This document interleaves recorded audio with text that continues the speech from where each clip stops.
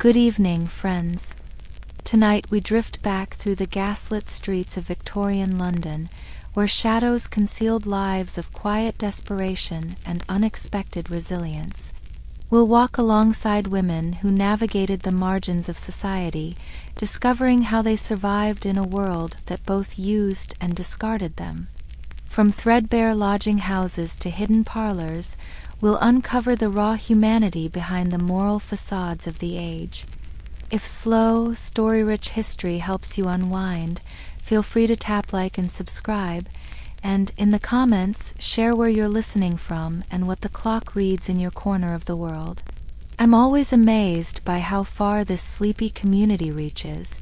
So, dim the lights, let a gentle fan hum if you wish, settle into your pillow, and allow the fog of Victorian London to envelop you as we begin our journey through the forgotten corners of history together. The bells of St. Mary le Bow strike 4 in the morning, and in the cramped lodging houses of Whitechapel, another day begins for those who work the night streets of Victorian London.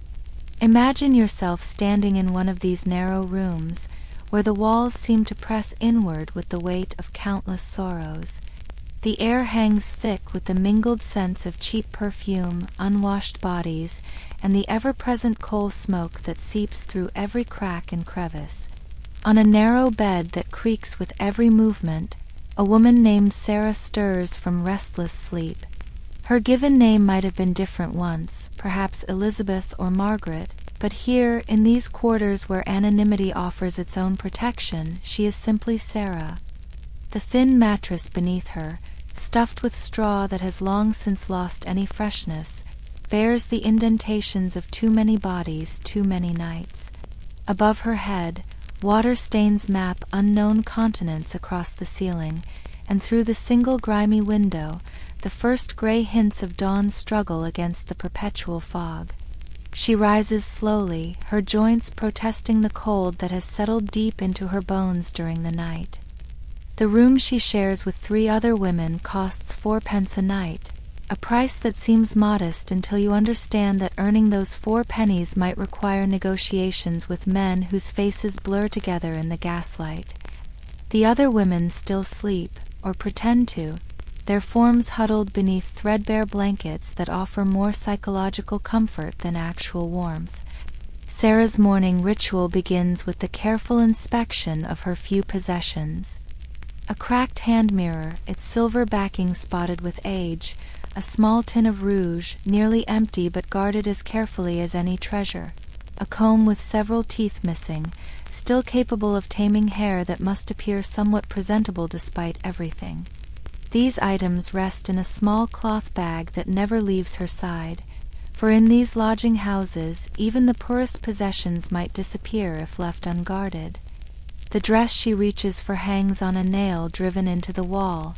Once it might have been a respectable burgundy, but time and wear have faded it to something approaching brown.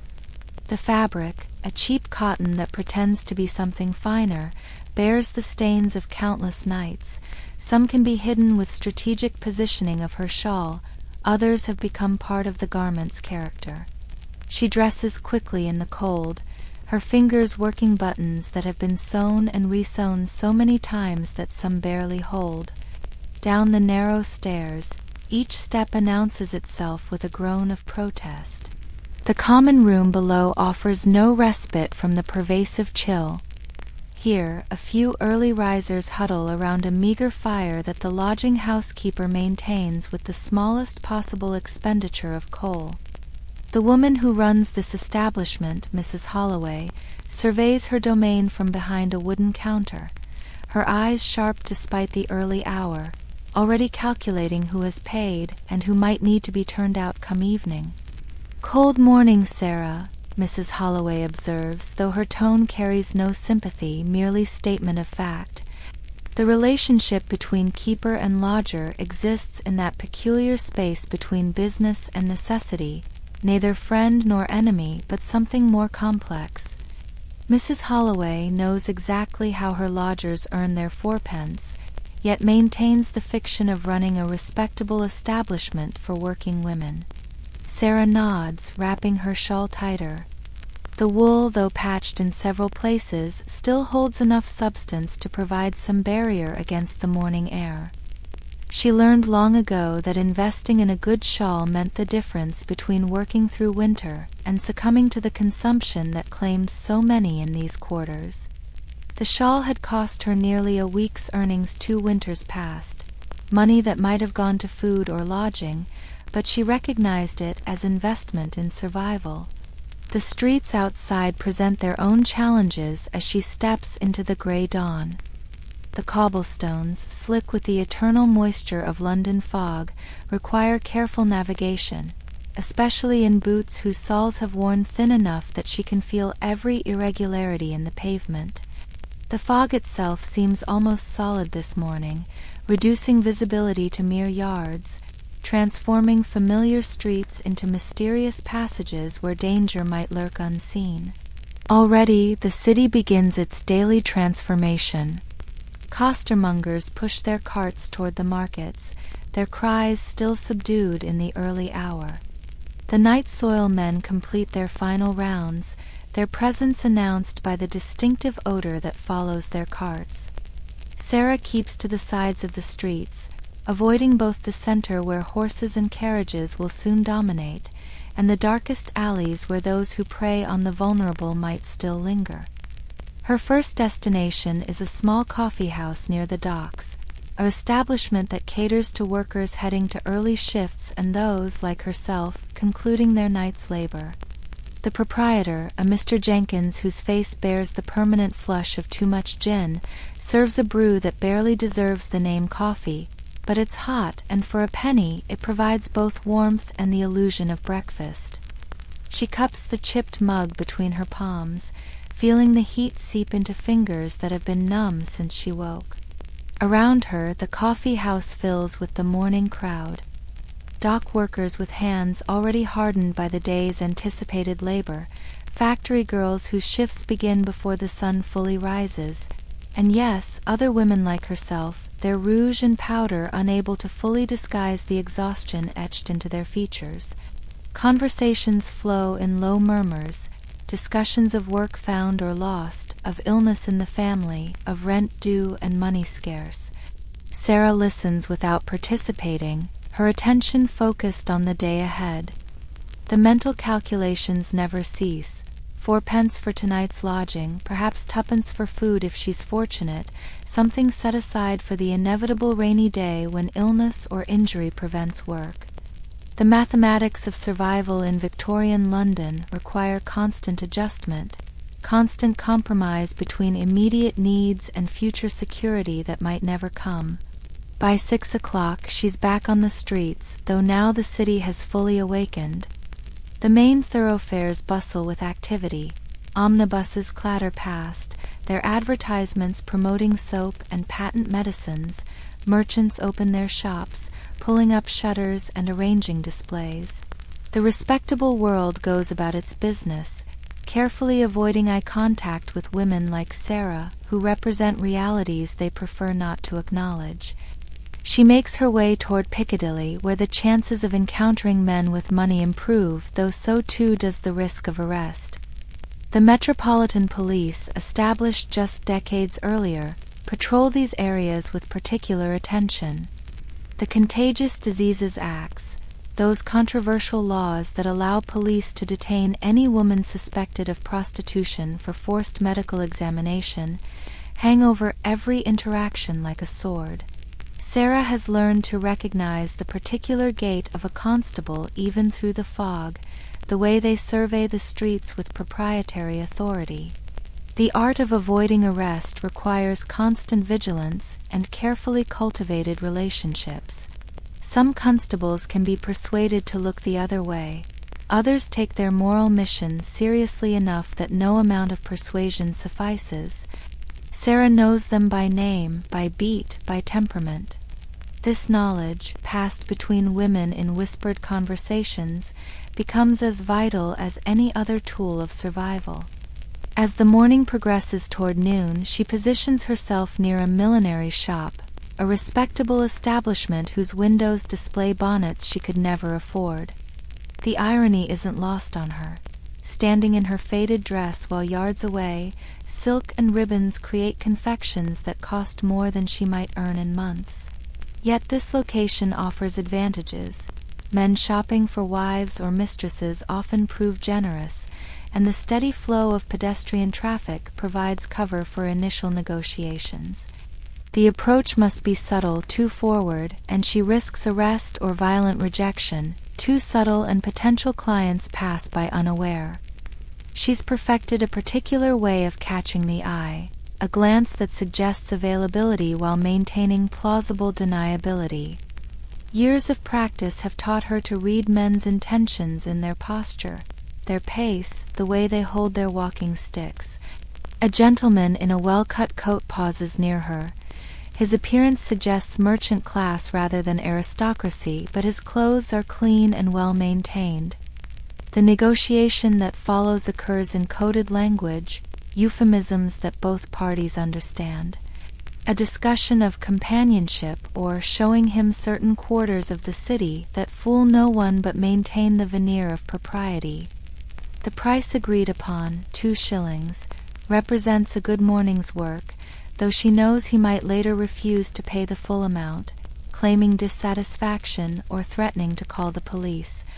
The room they retire to sits above a gin palace, rented by the hour to those who need temporary privacy. The proprietress, a woman whose own history likely mirrors Sarah's, maintains several such rooms, each furnished with the bare minimum required for the purpose. A bed with sheets that are changed perhaps weekly, a washstand with a pitcher of cold water, a chair where clothes can be placed. The walls, thin enough that sounds from adjacent rooms filter through, bear the marks of countless temporary occupants. The encounter itself passes in that strange suspension of time where minutes might feel like hours or seconds depending on circumstance. Sarah has learned to separate her mind from her body during these moments, to think of other things, other places, while performing the mechanical actions required. Some women speak of completely leaving themselves, floating somewhere near the ceiling while their bodies continue below. She understands this sensation, has experienced it herself during particularly difficult encounters. Afterward, the gentleman departs quickly, pressing the agreed-upon coins into her hand with averted eyes, already reconstructing his respectable persona before he reaches the street. Sarah remains for a few minutes, using the cold water to wash as best she can. The cheap soap provided barely cuts through the grime, but the ritual of cleaning offers its own psychological necessity. She checks her appearance in the spotted mirror above the washstand, reapplying rouge to cheeks that have grown pale, adjusting her hair to hide where his hands disturbed it. Back on the streets by early afternoon, the day stretches ahead with its familiar rhythm. The lunch hour brings different opportunities, clerks on brief breaks from their offices, shop assistants stealing moments between customers. The negotiations become quicker, the prices lower, sometimes merely 6pence for hurried encounters in alleyways or behind boarding houses. Each transaction carries risk, of violence, of disease, of arrest, yet the alternative of starvation or the workhouse looms larger. She stops at a street vendor selling meat pies, the contents of dubious origin but hot and filling. 4 tuppence, she purchases one, eating it slowly while standing in a doorway out of the drizzle that has begun to fall. The pastry, heavy and greasy, sits uncomfortably in her stomach, but hunger is a luxury she cannot afford. Around her, London continues its relentless pace. Carriages splash through puddles, their occupants safe behind windows and curtains. Pedestrians hurry past under umbrellas, their destinations certain and respectable. The afternoon brings her to the Strand, where the theatres will soon open their doors. The theatrical district offers particular opportunities, men seeking entertainment of various kinds, their pockets fuller and their inhibitions lower as evening approaches. She positions herself near the stage door of one of the lesser establishments, where chorus girls and aspiring actresses blur the lines between performance and survival much as she does. A young woman emerges from the stage door, her face painted for the evening's performance, but her clothes suggesting she too supplements her theatrical income through other means. They exchange knowing glances, solidarity among those who navigate the same dangerous waters. The woman mentions a gathering later, a party where gentlemen of means might be seeking companionship. Such information, shared freely among those who understand the life, provides opportunities that individual effort might not uncover. As evening descends, the gaslights begin their nightly transformation of the city. The harsh realities visible in daylight soften under the golden glow. Shadows provide cover for activities that sunlight would expose. Sarah feels the familiar shift in atmosphere, the respectable citizens beginning their retreat to homes and hearths, leaving the streets to those who work the night. The danger increases with darkness, but so too do the opportunities. She makes her way toward Haymarket, that notorious stretch where prostitution operates almost openly after dark. The police largely abandon pretense here, acknowledging through their absence what they cannot officially condone. The women who work these streets form a loose confederation, looking out for one another when possible, sharing warnings about violent clients or police raids. Sarah recognizes faces from previous nights, some familiar over years, others new and still bearing the shock of finding themselves here. The rain has intensified, driving some potential clients indoors but creating urgency in others.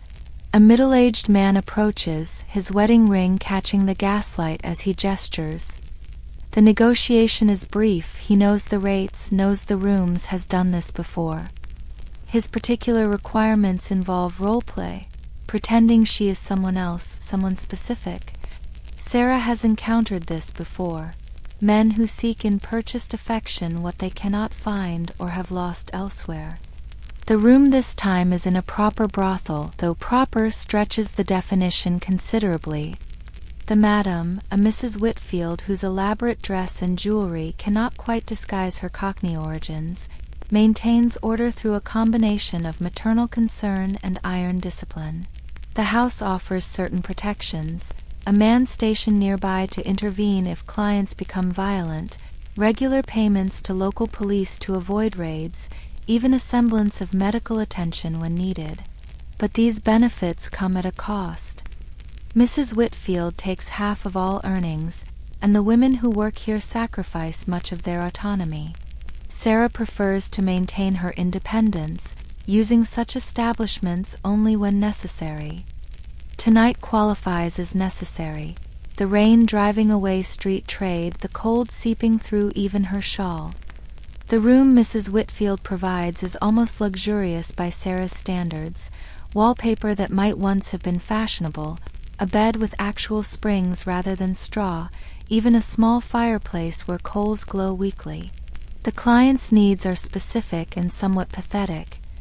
He wants her to call him by another name, to speak in a particular way, to pretend affection that both know is purchased. Sarah plays her role, has become adept at reading what men need beyond the physical. Sometimes it's absolution, sometimes domination, sometimes simply the pretense that someone, anyone, cares about their existence. This man seeks the ghost of something lost, and for an hour Sarah becomes that ghost. When he leaves, tears on his cheeks that he tries to hide, Sarah feels the familiar mixture of pity and contempt that such encounters produce. Mrs. Whitfield's girl brings up water for washing, warmer than what the gin palace provided, with better soap. Sarah takes her time, knowing such amenities are rare. The girl, perhaps 15 and already bearing the hardened expression of the life, waits with practiced patience. "Busy night ahead," the girl observes, her voice carrying an accent that suggests rural origins. "Always is when it rains. They come in from the cold like rats." Sarah nods but doesn't engage further. The girl is likely fishing for information, or perhaps simply lonely. But Sarah has learned that connections in this life often become liabilities, people who can be used against you or who disappear suddenly, leaving only another void. Better to maintain cordial distance. By 10 o'clock, she's back on the streets despite the rain. The night has fully claimed London now, respectable society locked away behind doors and windows, leaving the streets to those who operate in darkness. The public houses overflow with men whose inhibitions decrease with each pint, their voices loud, their walks unsteady. These can be the most dangerous clients, unpredictable in their drunkenness, quick to violence when disappointed or embarrassed. Sarah navigates carefully, avoiding the drunkest while identifying those still capable of completing a transaction. A group of young men, university students by their dress and manner, call out to her. Their words slur together, mixing propositions with insults in that particular way of those who simultaneously desire and despise what she represents. She calculates quickly. 3 of them means triple the risk but potentially triple the payment. The decision must be instant. Hesitation might be interpreted as rejection, provoking anger. She approaches with careful confidence, negotiating with the one who seems least intoxicated and most in charge. They want entertainment, a show more than participation. Such requests are not uncommon, men who find excitement in watching rather than doing. The price agreed upon is good, enough to secure several nights' lodging if they actually pay. The risk is that they won't, that afterward they'll claim dissatisfaction or simply refuse, knowing she has no legal recourse. The location they choose is a private room in a nearby tavern, the proprietor clearly accustomed to such arrangements. The room reeks of stale beer and tobacco, the furniture minimal and stained with substances best not examined closely. Sarah performs as requested, understanding that she is both actress and prop in their evening's entertainment. The students watch with glazed eyes, making crude comments and laughing at jokes only they understand. One becomes aggressive, wanting more than was agreed upon. This is the moment of greatest danger, when refusal might provoke violence but acquiescence might encourage worse. Sarah has developed strategies for such situations, a combination of firm redirection and ego management that sometimes works.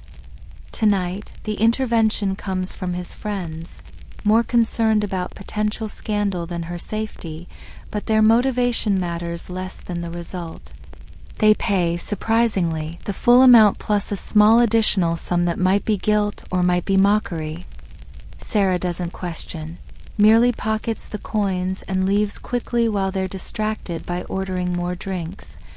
The rain has become a steady downpour, soaking through her shawl within minutes.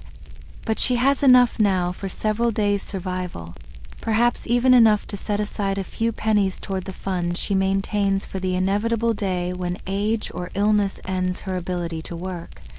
The walk back to her lodging house takes her through streets that seem to dissolve in the rain. Other figures move through the darkness, some fellow workers heading home or to new encounters, others predators seeking vulnerable prey. Sarah keeps one hand on the small knife in her pocket, a pitiful defense but better than nothing. The blade has never been used. She hopes it never will be, but its presence provides a small comfort in the dangerous hours between midnight and dawn. A man follows her for several streets, maintaining just enough distance to claim coincidence if confronted. Sarah alters her route, ducking through an alley she knows well, emerging onto another street where a police constable's regular beat should place him. The follower disappears, perhaps discouraged by the change in direction, perhaps simply reaching his own destination. The constant vigilance exhausts her more than the physical demands of the work.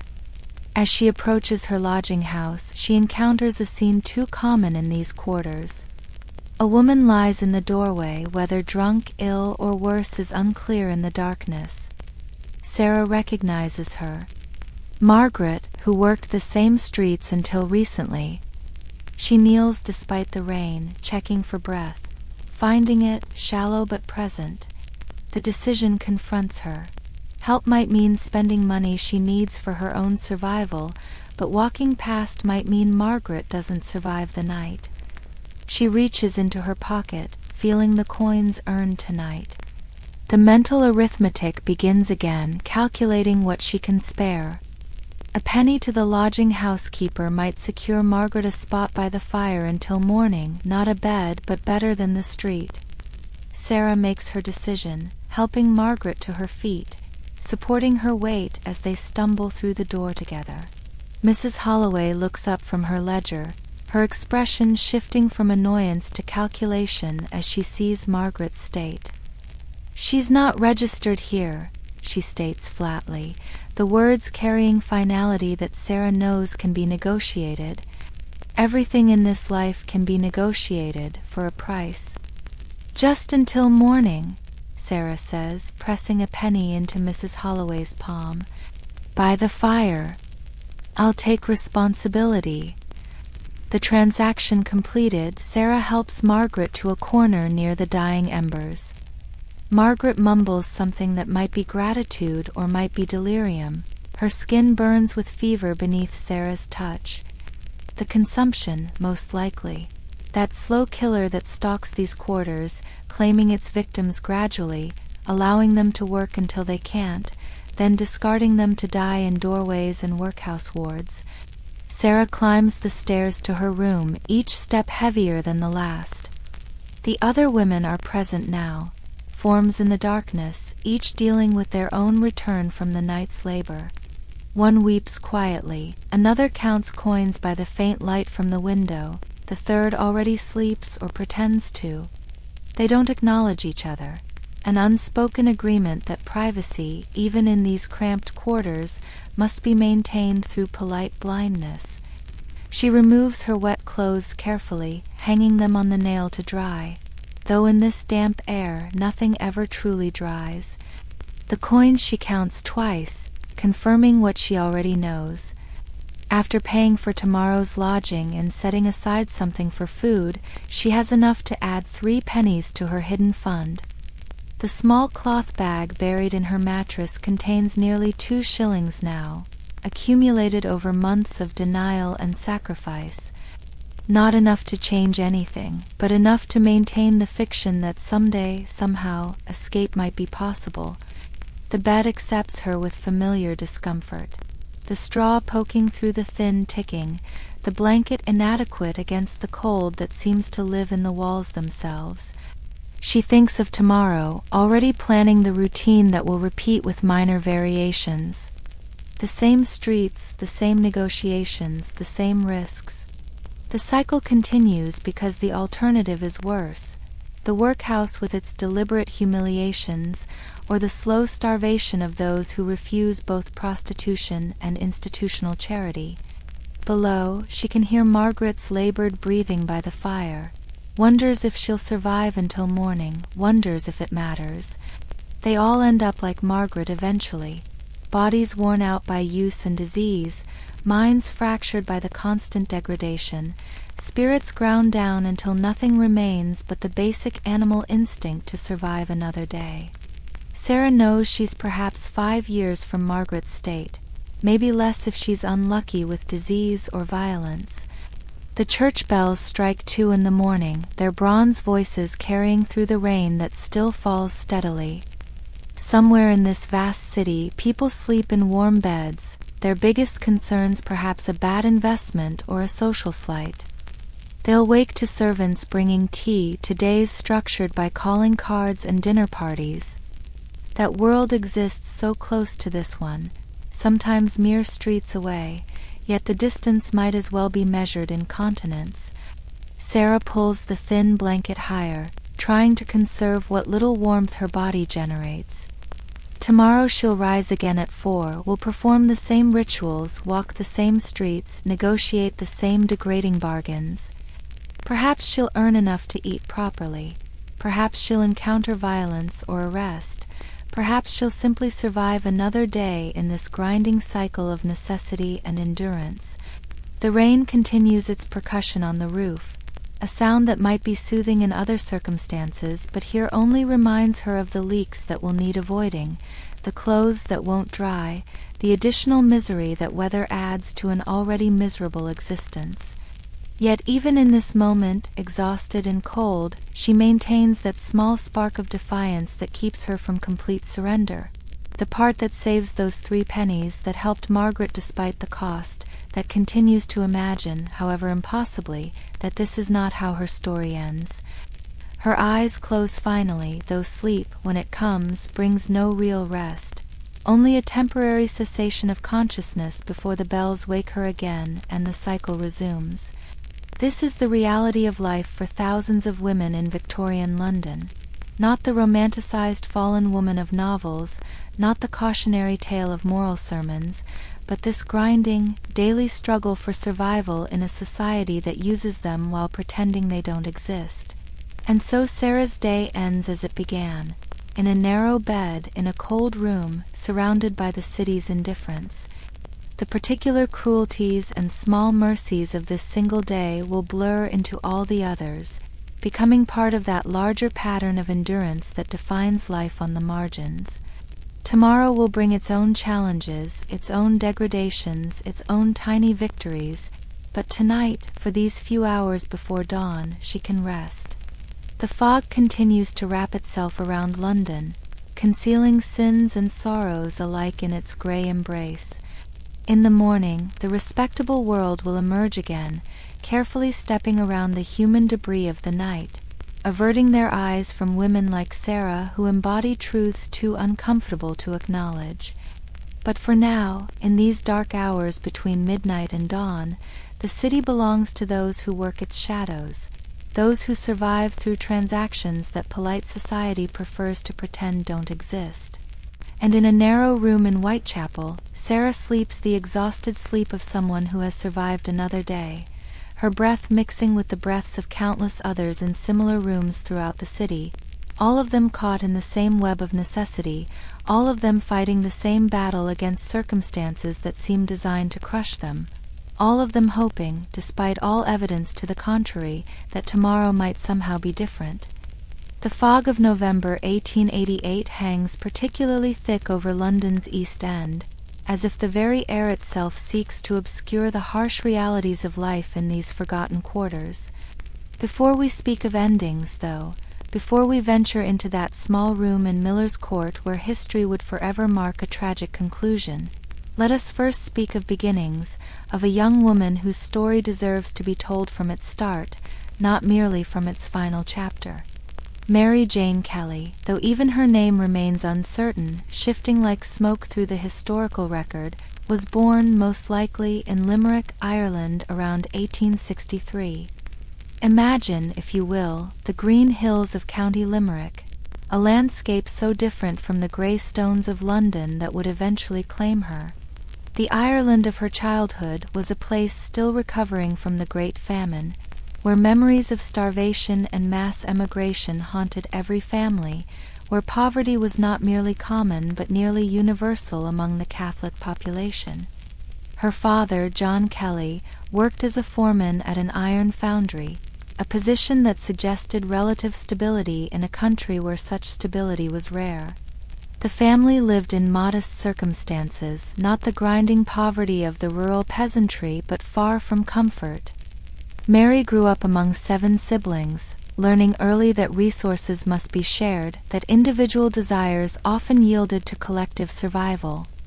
The household would have echoed with Irish voices, with stories told in the evening, with Catholic prayers that structured the rhythm of days. When Mary was still young, perhaps 6 or 7, the family made the journey that millions of Irish had made before them, crossing the Irish Sea to Wales, seeking the opportunities that industrialization promised. They settled in Carmarthenshire, where the coal mines and ironworks offered employment for men like John Kelly, where the Welsh hills might have reminded them slightly of home, though nothing could truly replace what they'd left behind.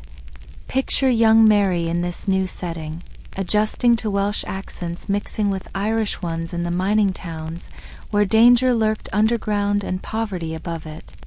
The Welsh coal towns of the 1870s were rough places, communities built around extraction, where men descended into darkness before dawn and emerged, if they were fortunate, after sunset. Women maintained households on wages that barely stretched from week to week. Children learned early that childhood was a luxury the working class couldn't afford. At 16, Mary made a decision that must have seemed like escape. She married a collier named Davies. The details of this union remain frustratingly vague in the historical record, but we can imagine the young bride, perhaps seeing marriage as a path to something better than her mother's life of constant struggle.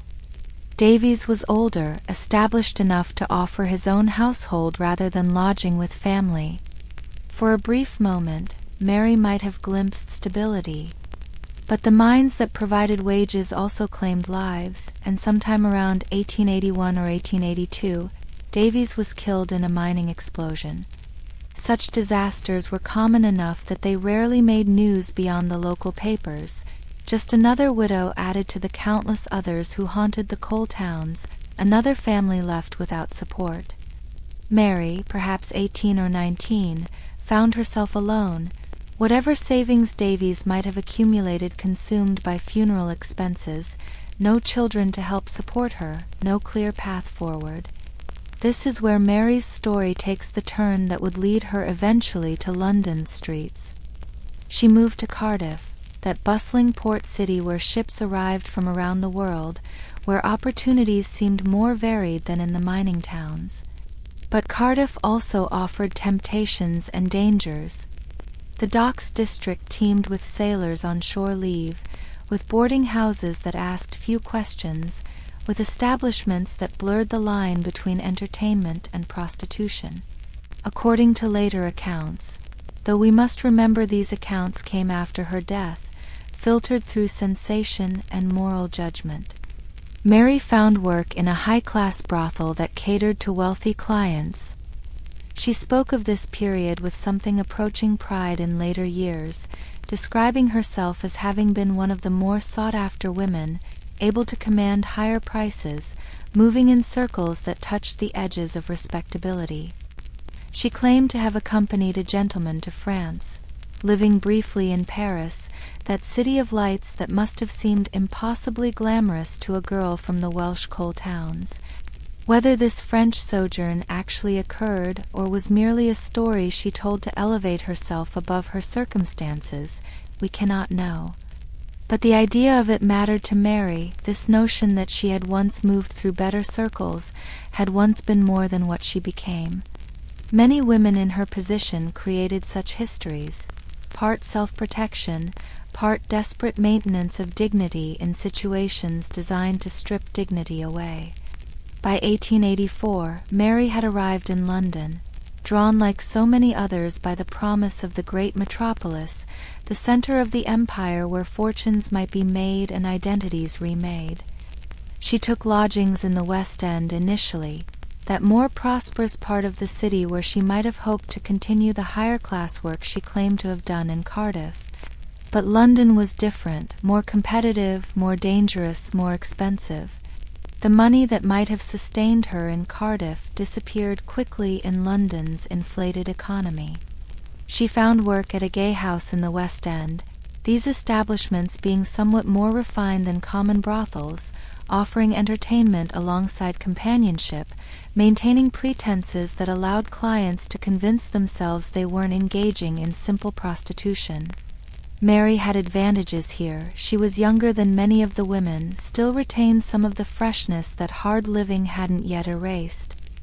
She could read and write, not common among women in her position, and possessed what others described as charm, an ability to make conversation beyond the merely transactional. But the gay houses had their own dangers, madames who took excessive cuts of earnings, clients who could become obsessed or violent, competition from younger women constantly arriving. Mary began drinking, first socially as part of the job, then increasingly as escape from the job. Gin was cheap, readily available, and offered temporary amnesia from the daily degradations. The slide from moderate drinking to dependence happened gradually. Then suddenly, she met a man named Joseph Fleming around 1885, a plasterer who worked on building sites, earning decent wages when work was available. They lived together as husband and wife, though no record of official marriage exists. For perhaps 2 years, Mary attempted something approaching normal life, keeping house for Fleming, trying to maintain respectability. Neighbors would later recall her during this period as quiet, pleasant, occasionally drunk but not troublesome. The relationship with Fleming offered a glimpse of what might have been: evening meals together, Sundays perhaps spent walking in Victoria Park, the simple dignity of being able to say, "my husband," even if the law didn't recognize the union. But Fleming's work was seasonal, construction slowing in winter, wages disappearing for weeks at a time. The economic pressures that destroyed so many working-class relationships began their inevitable erosion. They quarreled, initially over money, then over her drinking, finally over her returning to prostitution to make ends meet when his wages couldn't cover rent. The fights became more frequent, more violent. Fleming perhaps feeling his masculine pride wounded by his inability to support her, Mary perhaps resenting the expectation that she should starve rather than use the only marketable skill she possessed. The end came inevitably. Fleming moving on to other lodgings, other relationships, leaving Mary alone again. By early 1888, Mary had moved to the East End, that progression eastward that marked declining fortunes in Victorian London.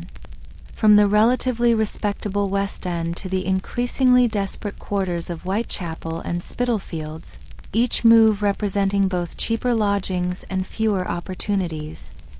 She took a room at Miller's Court, number 13, a small space accessed through a passage barely wide enough for one person, in a building subdivided and subdivided again to extract maximum rent from minimum space.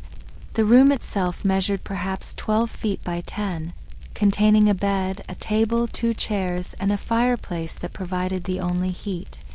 The single window looked out onto the court, a view of brick walls and similar windows behind which similar lives of quiet desperation played out. The rent was 4 shillings and 6 per week, a sum that required careful management even when work was steady, becoming impossible when illness or lack of clients intervened. Mary tried to maintain some semblance of home in this tiny space. Neighbors would later testify that she kept it reasonably clean, that she had prints on the walls, cheap reproductions of sentimental scenes that provided color against the dingy wallpaper. She had a few possessions that mattered to her: a black silk dress she saved for better occasions, a bonnet with artificial flowers that she wore when trying to attract higher-class clients. Her life in Miller's Court followed patterns similar to Sarah's from our previous segment, but with particular details that made Mary unique. She sang when drunk, Irish ballads that reminded her of childhood, sentimental songs popular in the music halls. Her voice, apparently quite pleasant when she was sober, would carry through the thin walls, sometimes annoying neighbors, sometimes entertaining them. She had a particular fondness for A Violet from Mother's Grave, a maudlin piece that perhaps resonated with her own sense of loss. She formed friendships with other women in similar circumstances, particularly Julia Venturney, who lived in the room above. These relationships provided mutual support in a world where official support didn't exist, sharing food when one had money and another didn't, watching out for violent clients, providing alibi when police came asking questions. Julia would later describe Mary as generous when she had money, buying drinks for others, sharing her earnings rather than hoarding them. But generosity in such circumstances often meant personal deprivation later, and Mary frequently found herself behind on rent. Her landlord, John McCarthy, operated numerous properties in the area, extracting profit from poverty with the efficiency of long practice. He tolerated arrears to a point, knowing that evicting one desperate tenant simply meant finding another, that the threat of eviction often proved more profitable than the act itself. Mary worked the streets around Commercial Street and Dorset Street, areas known for their danger even by East End standards. These streets harbored the lowest lodging houses, the most desperate criminals, the kind of violence that poverty and desperation breed. Yet they also offered community of sorts, a network of those who understood the life because they lived it too, who didn't judge because they couldn't afford judgment. As summer turned to autumn in 1888, a new fear began to permeate these streets. Women were being murdered, their bodies mutilated in ways that suggested something beyond the usual violence that prostitutes faced. The name Jack the Ripper hadn't yet entered common usage, but everyone knew about the killer who seemed to target women like Mary, who struck in the darkness and fog, who left his victims displayed in grotesque tableaus. Mary knew the victims, not intimately, but as one knows those who work the same streets, who drink in the same public houses, who share the same fundamental struggles. Polly Nichols had been seen just nights before her death. Annie Chapman had borrowed money from someone Mary knew. Elizabeth Stride and Catherine Eddowes, killed on the same night, had moved through the same limited geography that circumscribed all their lives.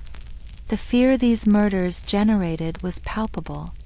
Women began working in pairs when possible, avoiding the darkest alleys, carrying whistles or small knives for protection they knew would likely prove useless.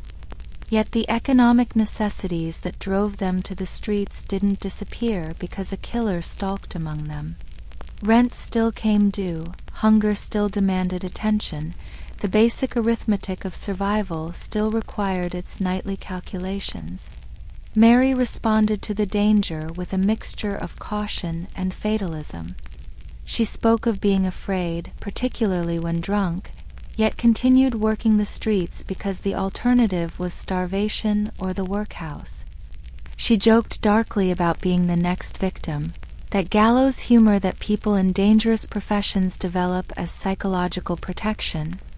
"I know him," she supposedly said about the killer, though whether this was truth, delusion, or simply the kind of dramatic claim that brought attention and perhaps drinks from fascinated listeners, no one can say.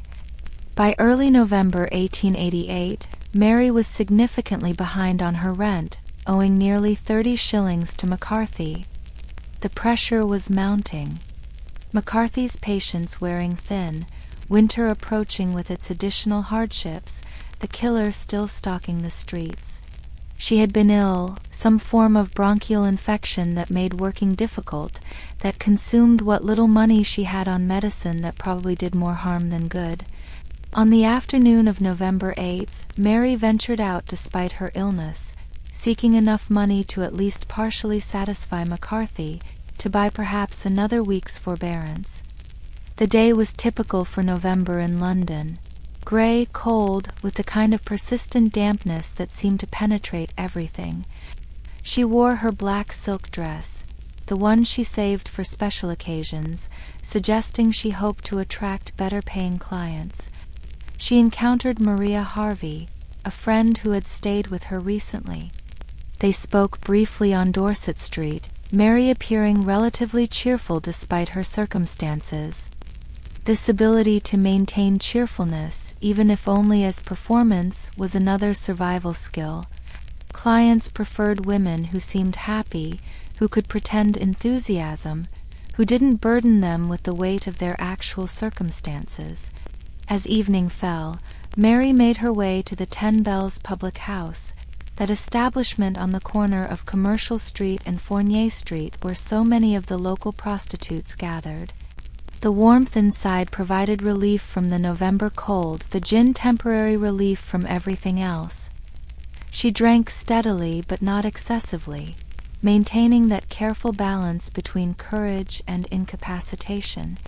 Around 7 in the evening she encountered Joseph Barnett, a fish porter who had lived with her until recently, another attempt at something approaching normal life that had failed. They had separated just days before. Barnett unable to tolerate her continued prostitution, Mary unable to survive without it. Yet they remained on speaking terms, that complicated relationship between former lovers who still cared for each other despite everything. Barnett would later testify that they spoke for about an hour, standing in the doorway of Miller's Court, their conversation observed by several neighbors who found nothing unusual in it.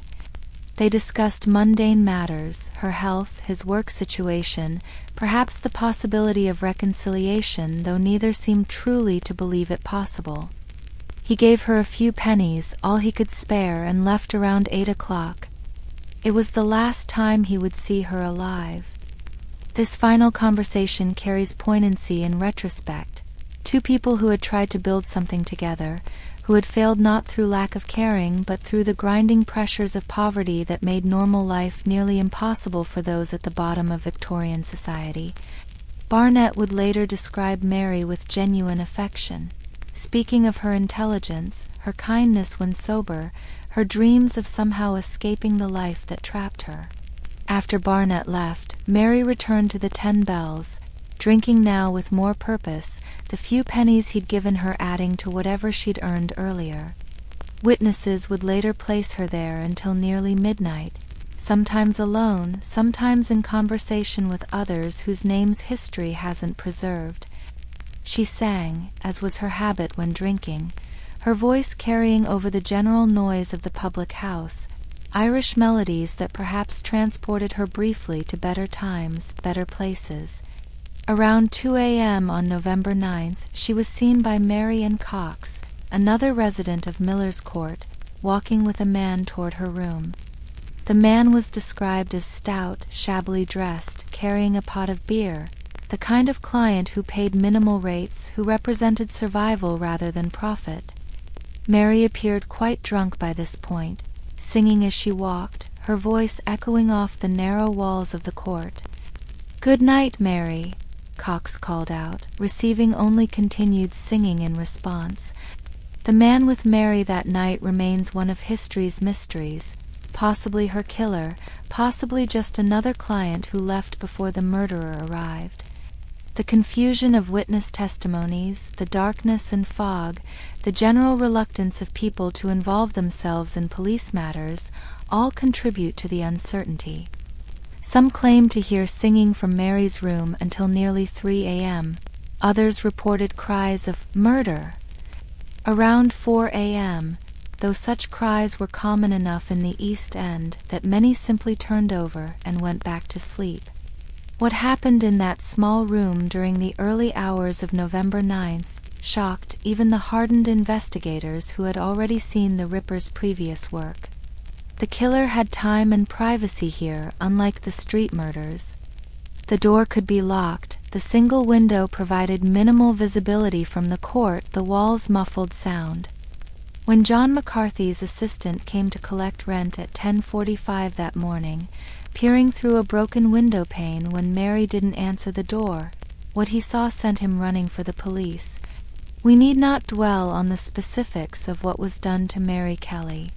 Sufficient to say that the violence visited upon her was extreme even by the standards of these crimes, that her youth and beauty were systematically destroyed, that the killer seemed to have used the privacy to fully express whatever dark compulsions drove him. The police photographs, among the first crime scene photos ever taken, would become infamous, though they show us nothing of Mary herself, only what violence had left behind. The news spread through Whitechapel like wildfire, crowds gathering outside Miller's Court, held back by police barriers. The residents of the East End, already terrorized by the previous murders, now faced the reality that even staying indoors provided no safety. The killer had evolved, had perhaps grown bolder, or perhaps simply found in Mary Kelly whatever specific victim he had been seeking all along, for she would be his last canonical victim, the murders stopping as suddenly as they had begun. The investigation that followed revealed the meager details of Mary's life we've been exploring. police interviewing everyone who knew her, trying to piece together her final hours, searching for any clue that might identify her killer. What emerged was a portrait of a life that was simultaneously unique and utterly typical. A young woman ground down by circumstances, trying to maintain dignity in situations designed to strip it away, murdered at 25 in a rented room she could barely afford. The newspapers, of course, sensationalized everything, painting Mary alternately as innocent victim and fallen woman, depending on their editorial stance. The illustrated papers published artistic renderings of her as she was in life, though these bore little resemblance to the actual woman who had sung Irish ballads and struggled to pay rent. She became a symbol rather than a person, the Ripper's final victim, the one who died indoors, the one whose youth and reported beauty added extra pathos to the narrative. But let us remember Mary Kelly not as she died, but as she lived. A woman who maintained friendships despite the competitive nature of her profession, who sang when happy and sometimes when sad, who decorated her small room with cheap prints to make it more homelike. She read newspapers when she could afford them, particularly interested in news from Ireland, that homeland she'd left as a child but never forgotten. She had opinions about politics, about the conditions in the East End, about the hypocrisy of a society that created the conditions for prostitution then condemned those who turned to it. Her funeral on November 19th became an unexpected demonstration of solidarity. Thousands lined the streets as her coffin passed, many of them women in similar circumstances who saw in Mary's fate their own potential end. The crowd was largely silent, no jeering or moralizing, just a somber recognition of a life cut short. She was buried at St. Patrick's Catholic Cemetery in Leytonstone, her grave paid for by a collection among the very poor who could barely afford their own survival. The aftermath of Mary's murder saw increased police presence in Whitechapel, though this largely meant more harassment of the women who still needed to work the streets to survive. Vigilance committees formed, mostly middle-class men who patrolled at night, often causing more problems than they solved. The spotlight on the East End's conditions led to some reform efforts, though these typically focused on closing brothels and clearing slums rather than addressing the poverty that made such places necessary. What Mary Kelly's story truly illustrates is the intersection of multiple failures: economic systems that provided no safety net for widows, social structures that offered women few legitimate ways to support themselves, moral frameworks that condemned prostitution while creating the conditions that made it inevitable for many. She was failed by every institution that might have helped her: the church that preached charity but practiced judgment, the state that criminalized her survival strategies, the society that used her services while despising her existence. Consider the trajectory of her life, from a working-class but stable childhood in Ireland, through the loss of her husband in the Welsh coalfields, to her final days in a 12-by-10 room in Miller's Court. Each step represented not moral failing but economic necessity, each choice made from an increasingly limited set of options.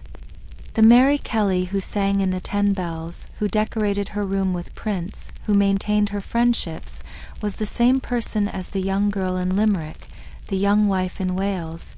Circumstances changed, but the human being remained. Her murder ended not just her life, but the possibility of any other ending. We'll never know if she might have found another Joseph Fleming or Joseph Barnett who could have accepted her past, if she might have saved enough to attempt another profession, if she might have simply survived long enough for changing times to provide different opportunities. The Ripper stole not just her life but all her potential futures, leaving us only with the story of her past, incomplete and filtered through the judgments of others. The room at 13 Miller's Court was sealed after the investigation, eventually rented to others who probably never knew its history. The building itself was demolished years later, the entire area eventually redeveloped, gentrified, transformed into something unrecognizable to those who lived there in 1888. But Mary Kelly's name persists, remembered not for how she lived, but for how she died, frozen in history as a victim rather than recognized as a complete human being who deserved better from life than what she received. In the end, Mary Kelly's story is one of thousands, perhaps millions, of women throughout history who have been caught in the grinding machinery of poverty and patriarchy, who have been forced into impossible choices, who have been blamed for their own victimization. That her name is remembered at all is only because of the spectacular nature of her death. How many other Mary Kellys lived and died unrecorded, their struggles and sorrows and small triumphs lost to history's indifference.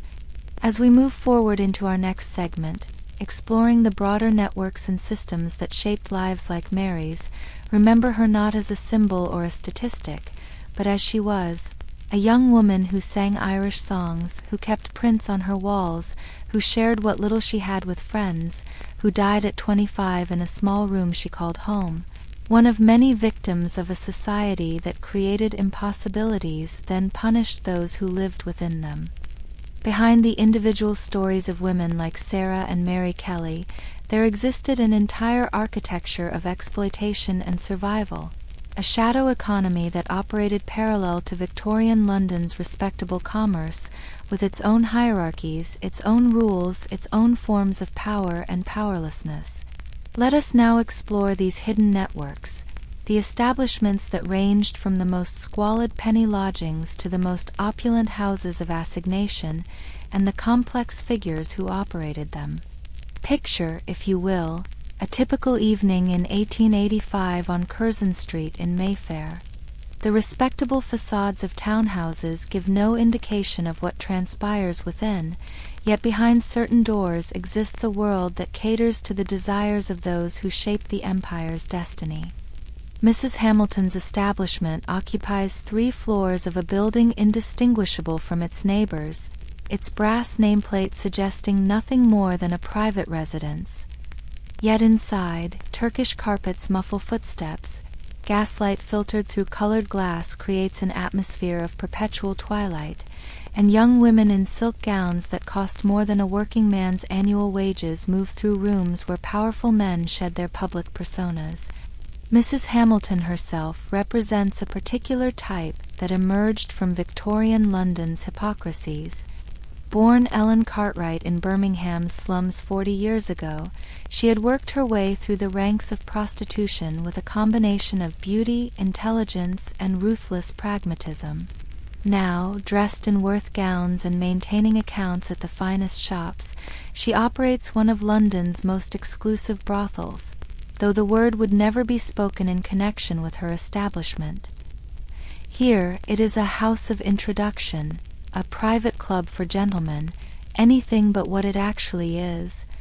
The economics of such an establishment reveal themselves in the careful ledgers Mrs. Hamilton maintains, ledgers that would never be shown to any authority, that exist in a legal gray area where evidence might become blackmail, where accounting might become scandal. A single evening's entertainment for a wealthy client might cost £10, more than Mary Kelly could earn in months of street work. Of this, the woman who provides the actual service might receive £2, still a fortune by East End standards, but a fraction of what her labor generates. The women who work in Mrs. Hamilton's establishment have been carefully selected, not just for beauty, though that is prerequisite, but for education, deportment, the ability to maintain conversation about topics beyond the immediate transaction. Many are former governesses or shopgirls, women who fell from respectability through circumstances often beyond their control. Some are recruited from the theaters, actresses whose stage careers never materialized, whose choice became either this relatively luxurious form of prostitution or the streets. Consider the daily routine within such a house. The women rise late, having worked until dawn. Their mornings are spent in preparation that goes far beyond simple grooming. They must read newspapers to discuss current events, practice piano or singing to provide entertainment, learn the preferences and peculiarities of regular clients. Mrs. Hamilton employs a former lady's maid who instructs them in etiquette, a dancing master who comes twice weekly, even a discreet doctor who examines them regularly, though his ministrations are more about maintaining appearance than genuine health concern. The protection such houses offer comes at a price beyond the monetary. The women cannot leave without permission, their movements monitored by servants who are equal parts staff and guards. Their earnings are managed by Mrs. Hamilton, who deducts for room, board, clothing, medical care, and numerous other expenses that ensure most remain perpetually in debt. It's a gilded cage, more comfortable than the streets certainly, but still a cage. The clients who frequent Mrs. Hamilton's establishment read like a who's who of Victorian society. Members of Parliament who vote for acts criminalizing prostitution by day visit by night. Judges who sentence streetwalkers to hard labor relax in rooms where those same activities occur for their pleasure. Clergy who preach against moral decay partake in what they publicly condemn. The hypocrisy is so complete, so systematic, that it ceases to be remarkable, becoming simply another aspect of how power operates. Mrs. Hamilton maintains detailed records of her clients, not just their preferences and payments, but information that might prove useful should legal troubles arise. Which cabinet minister has a preference for very young women? Which bishop requires particular activities that his congregation would find shocking? Which judge's debts make him vulnerable to pressure? This information is never used crudely. That would be bad business, but its existence is known, creating a web of mutual protection that keeps the establishment safe from serious legal intervention. Now let us descend the social ladder, moving from Mayfair to Soho, where Mrs. Whitfield operates an establishment we glimpsed earlier through Sarah's eyes. This is middle-class vice, serving clerks and merchants, military officers, and commercial travelers. The house occupies a narrow building on Greek Street, for stories of rooms that become progressively smaller and shabbier as one ascends. The ground floor maintains pretensions, a parlor where clients can drink overpriced champagne, where a piano badly in need of tuning provides musical accompaniment. Mrs. Whitfield's background differs from Mrs. Hamilton's. She inherited this business from her mother, who inherited it from hers, 3 generations of madames operating from the same address, passing down not just the building but the knowledge of how to navigate between legality and criminality. She knows which police inspectors require weekly payments, which magistrates will look the other way, which competing establishments might cause trouble. The women in her employ occupy a precarious middle ground. They earn more than street prostitutes but less than those in high-class houses, face better conditions than the streets but worse than Mayfair. Most are in their 20s or 30s, past the first bloom that might qualify them for better establishments, not yet desperate enough for the streets. They work in shifts, some preferring afternoons when commercial travelers arrive, others working nights when the theaters close. The rooms themselves tell stories of accumulated sadness. Wallpaper stained with age and other substances, beds that have supported thousands of temporary unions, washstands where women try to clean away not just physical residue but psychological accumulation. Each room has its small attempts at personality, a picture hung to cover a stain, a cushion embroidered by some previous occupant, a bottle of scent to mask the smell of gas and damp and human use. Mrs. Whitfield's relationship with her workers combines maternal concern with calculating exploitation. She provides them with a degree of safety, ensures they eat regularly, even maintains a fund for medical emergencies. Yet she also keeps them dependent, advancing money for clothes or medicine at interest rates that ensure perpetual debt, fostering rivalries that prevent collective action, using affection and punishment in careful measure to maintain control. The legal framework surrounding establishments like Mrs. Whitfield's creates deliberate confusion. Prostitution itself isn't illegal, but soliciting is, brothel keeping is criminal, but proving a house is a brothel requires evidence that authorities often prefer not to gather. This creates a space where corruption flourishes, where regular payments to police become simply another business expense, where the law serves not to eliminate the trade, but to extract profit from it. Further down still, we find the accommodation houses, establishments that rent rooms by the hour to women who work independently. Mrs. Chen operates one such place near the docks in Limehouse, serving a clientele of sailors and dock workers, providing basic rooms for basic transactions. Here, pretense disappears entirely. No parlor, no champagne, no piano. Just rooms with beds, a supply of supposedly clean sheets, and a boy who watches for police. The economics here are straightforward. 6 pence for an hour's use of a room, of which the woman keeps whatever she's negotiated with her client minus the room fee. Mrs. Chen provides nothing but space and minimal security. The women must find their own clients, manage their own risks, handle their own problems. It's capitalism stripped to its essence. The rental of space for activities that society demands exist but refuses to acknowledge. The women who use Mrs. Chen's rooms form loose associations for mutual protection. They share information about violent clients, watch each other's backs when possible, sometimes pool resources to support someone who's sick or injured. These informal networks operate outside any institutional structure, held together by necessity and a recognition that solidarity offers the only protection available to those the law abandons.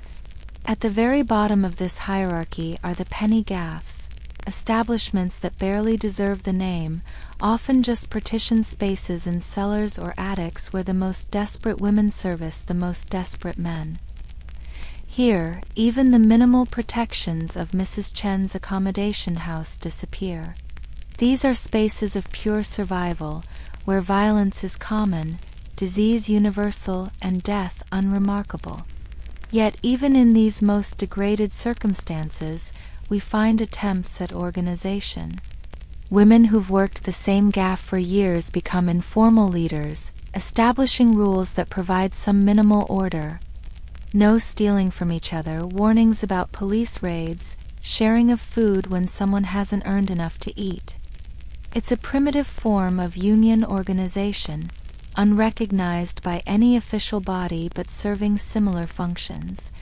The madames who operate across this spectrum occupy a unique position in Victorian society's power structures. They are simultaneously criminals and businesswomen, exploiters and protectors, parasites and providers. Their relationship with the women they employ defies simple categorization, combining elements of employer, landlord, parent, and pimp in proportions that vary with personality and circumstance. Consider Mrs. Hamilton's daily routine. She rises at noon, reviews the previous night's accounts over breakfast served on fine china.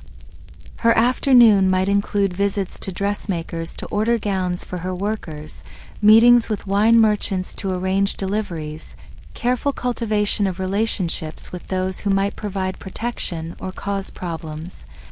She maintains correspondence with similar establishments in Paris and Brussels, arranging for the exchange of women when variety is required, staying informed about trends and techniques. Her evening work begins as darkness falls, greeting regular clients with carefully calibrated warmth, introducing new visitors to the house's offerings, managing conflicts that arise between women or with difficult clients. She must be diplomat, accountant, counselor, and enforcer, maintaining order in a business that operates outside legal protection, managing personalities damaged by the work they do, keeping clients satisfied while protecting her workers from the worst excesses. The physical spaces these madames control reflect complex requirements. Public areas must be attractive enough to justify high prices, but not so ostentatious as to attract unwanted attention. Private rooms must enable various activities while being easily cleaned and maintained. There must be discreet entrances and exits, ways for prominent clients to arrive and leave without being seen, escape routes should police raids occur despite bribes paid. Mrs. Whitfield's establishment includes a hidden room behind a false wall, not for any romantic purpose but simply to hide women during raids, to store ledgers that might prove incriminating, to provide space for activities that even she prefers not to acknowledge. Such architectural deceptions are common. Buildings honeycombed with secret passages, concealed doors, rooms that officially don't exist. The relationship between these establishments and law enforcement operates through carefully maintained corruption. Inspector Morrison of the Metropolitan Police receives a monthly envelope from Mrs. Hamilton, not a bribe officially, but a consultation fee for advice on maintaining order. Constable Davies collects weekly from Mrs. Whitfield, payments made not to him but to his wife, maintaining the fiction that he knows nothing of their source. This corruption extends upward through the system. Magistrates who own property rented to brothels through intermediaries. Members of Parliament who have financial interests in the wine and champagne consumed in these establishments. Even clergy who accept donations they know come from immoral earnings, choosing not to examine too closely the source of funds that repair church roofs or support charitable works. The medical establishment, too, is complicit. Dr. Ashford maintains a lucrative practice examining women in brothels, certifying their health for clients concerned about disease. His examinations are cursory, more about providing reassurance than actual medical care. He prescribes mercury for syphilis, knowing it does more harm than good, laudanum for everything from pregnancy prevention to emotional distress, maintaining the fiction that medical science can somehow sanitize the unsanitary. The Contagious Diseases Acts, passed ostensibly to protect public health, primarily serve to formalize this medical control. Women can be detained, examined, treated against their will, but only those women already marginalized, already without power.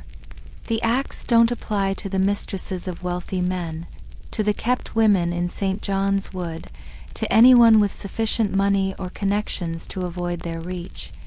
The networks that support and profit from prostitution extend far beyond the madams and their establishments. Consider the ecosystem of auxiliary trades that depend upon this shadow economy. The laundresses who clean soiled linens, knowing exactly what stains they're removing but maintaining studied ignorance. The druggists who supply remedies for pregnancy prevention and disease treatment, their back rooms stocked with items never displayed in front windows. The dressmakers who create gowns designed to be easily removed, who understand that certain clients pay for the privilege of destroying expensive clothing. Mr. Rothman operates a photography studio on Regent Street, his front room displaying respectable portraits of families and dignified gentlemen. But in his back room, accessed through a separate entrance, he creates different images, photographs that circulate among certain collectors that command high prices in underground markets. The women who pose for him come from various establishments, some convinced they're creating art, others knowing exactly what they're producing but needing the £5 he pays more than they need their dignity. The circulation of these images reveals another layer of the trade. Men who never visit brothels purchase photographs, creating demand that drives women into increasingly degrading poses. The technology of photography, barely 40 years old, has already been conscripted into service of appetites that previously could only be imagined. Now they can be captured, collected, traded like calling cards among men who share certain interests. The music halls and theaters provide another connection point, places of legitimate entertainment that serve as recruitment grounds for the trade. Young women arrive in London dreaming of stage careers, finding instead that chorus positions pay barely enough to survive, that advancement often requires arrangements with theater managers or wealthy patrons. The progression from chorus line to kept woman to brothel worker follows a trajectory so common it might be mapped like a railway timetable. Mrs. Sterling manages the Gaiety Theatre's chorus, a position that makes her effectively a talent scout for various establishments. She maintains careful notes on each girl, which ones have family who might intervene, which ones are desperate enough to consider alternatives, which ones possess the particular qualities that certain clients desire. Her recommendations carry weight. A girl she suggests to Mrs. Hamilton might bypass years of street work, moving directly into relative luxury. The system perpetuates itself through debt and dependency. A young woman arrives at Mrs. Hamilton's establishment owing money for the clothes required to work there, for the initial medical examination, for the training in deportment and conversation. These debts accumulate faster than earnings can reduce them. Each new dress, each medical treatment, each advance against future earnings adding to a total that ensures continued compliance. The accounting is deliberately opaque. Interest rates never clearly stated, expenses deducted without explanation. Some women attempt escape through marriage, clients occasionally falling in love or convincing themselves they have with women they meet in these establishments. But such marriages rarely succeed. The social stigma following both parties, the husband's family refusing acceptance, society closing ranks against the violation of class boundaries. More often, these arrangements become irregular unions. The woman set up in separate lodgings, maintained as a mistress until the man tires or his circumstances change. The suicide rate among prostitutes remains carefully uncounted by official statistics, but those who work in the trade know the signs. The woman who suddenly gives away her few possessions, who speaks of reuniting with deceased family, who accumulates enough laudanum for more than medicinal purposes.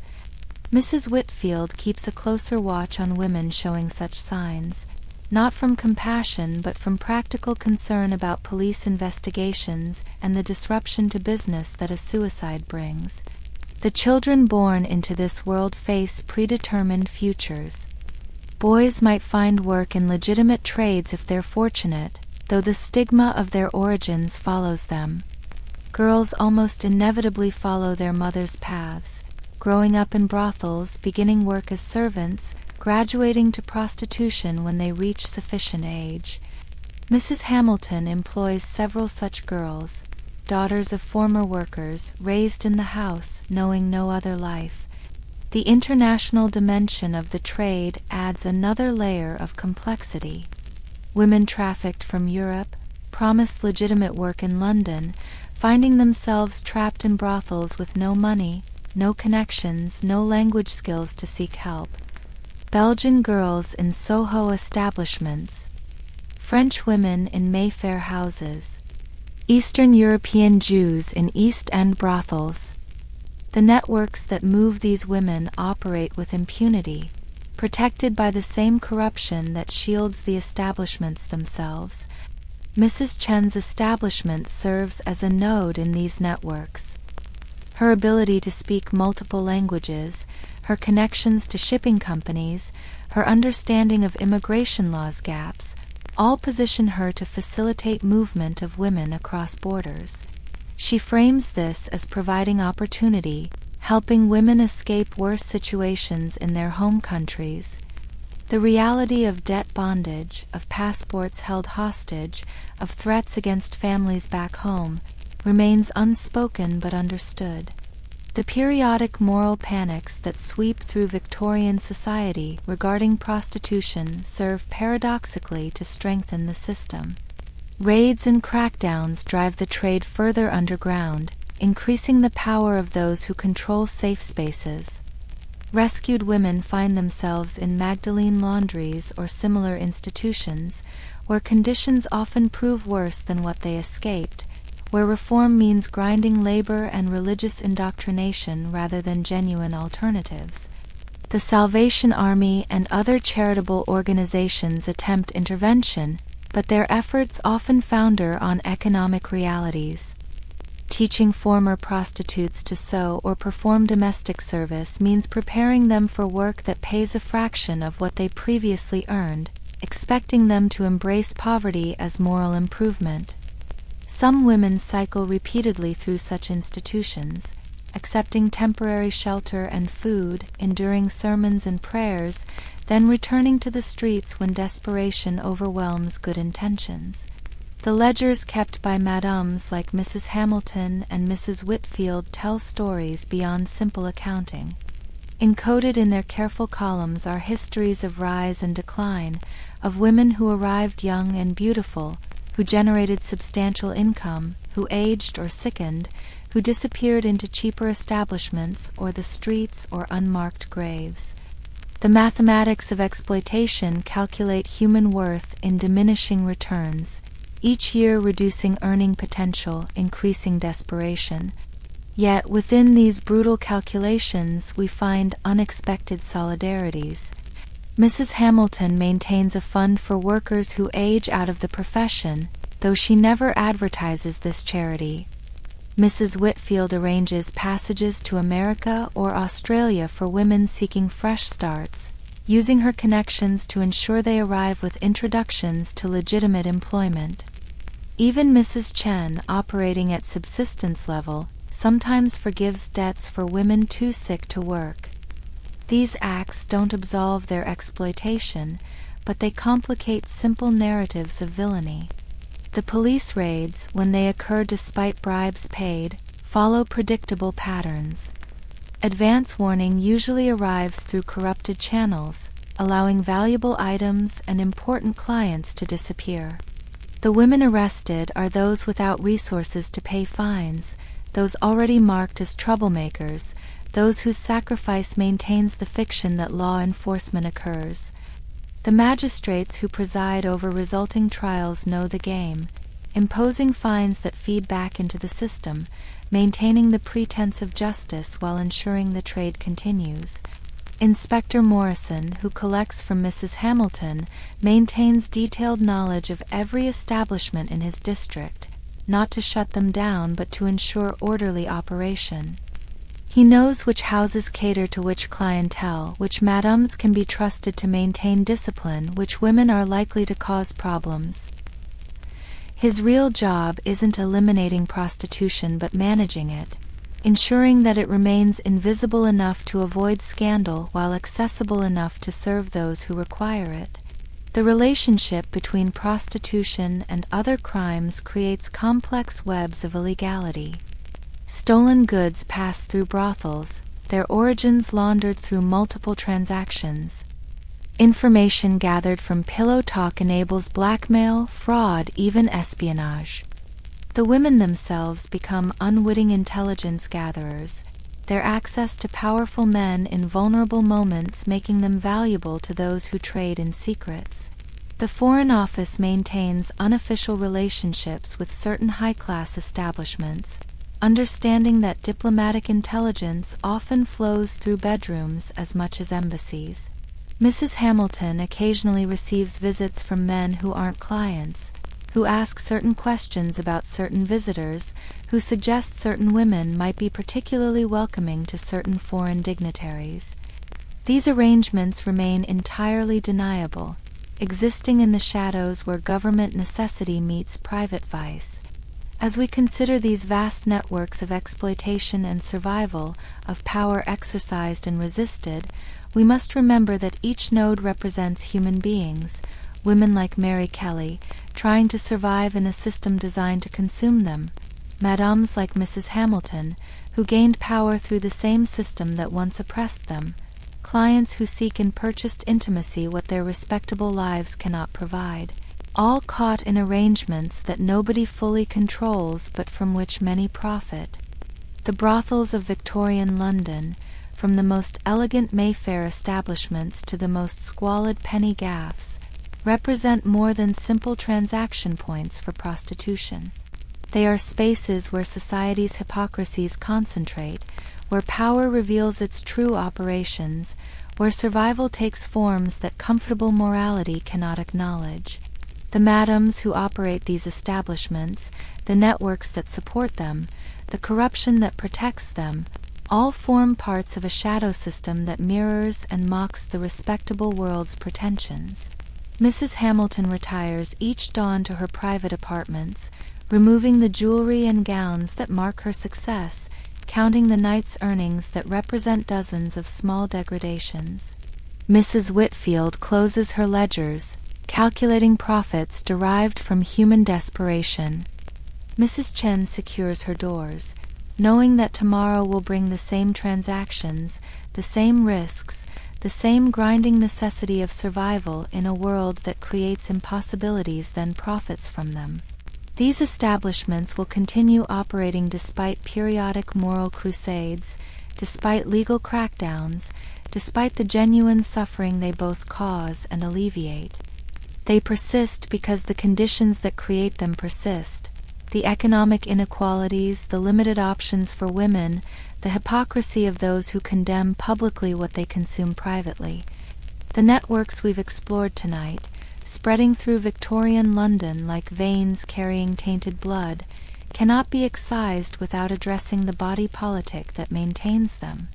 As we prepare to move into our final segment, examining how the elite of Victorian society navigated these moral contradictions, remember that the brothels and networks we've explored were not aberrations. They were logical outcomes of a society that preached virtue while practicing exploitation, that created vast wealth alongside vast poverty, that constructed elaborate moral frameworks to justify systems that destroyed those caught within them. The madames and their establishments, the corruption and complicity, the hidden networks of power and profit, all were as Victorian as the Queen herself, as essential to the empire's operation as the banks and factories and parliamentary debates that history more readily remembers. The drawing room at No. 42 Grosvenor Square stands as a monument to Victorian respectability. Its William Morris wallpaper depicting delicate birds and flowering vines, its Turkish carpets thick enough to muffle any unseemly sound, its gaslight fixtures converted recently to the new electric illumination that bathes everything in steady, unforgiving brightness. Here, on a Tuesday afternoon in March 1889, Lady Pemberton hosts her weekly charity committee, a gathering of society's most prominent ladies, assembled to discuss the moral degradation of London's poor.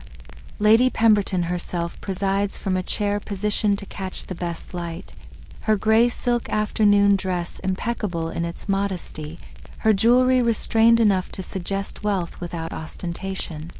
At 52, she has perfected the art of moral authority, her voice carrying that particular tone that combines concern with distance, compassion with judgment. Around her, arranged on furniture that cost more than most Londoners see in a lifetime, sit the wives and daughters of England's ruling class.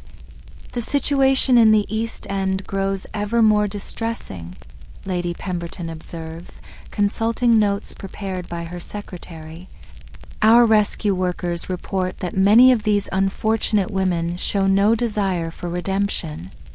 They actually refuse the opportunity to enter our rehabilitation establishments, preferring their life of sin to honest labor.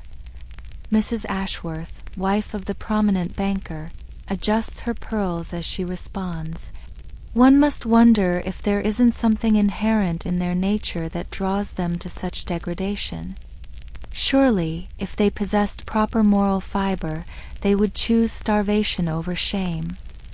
The ladies murmur agreement, their voices creating a soft chorus of condemnation that floats through the room like expensive perfume. They sip tea from Wedgwood china, each cup worth more than Mary Kelly paid for her final room, each saucer a week's wages for women they're discussing. The contradiction doesn't occur to them, or perhaps it does, but acknowledging it would disturb the careful constructions that allow them to live as they do.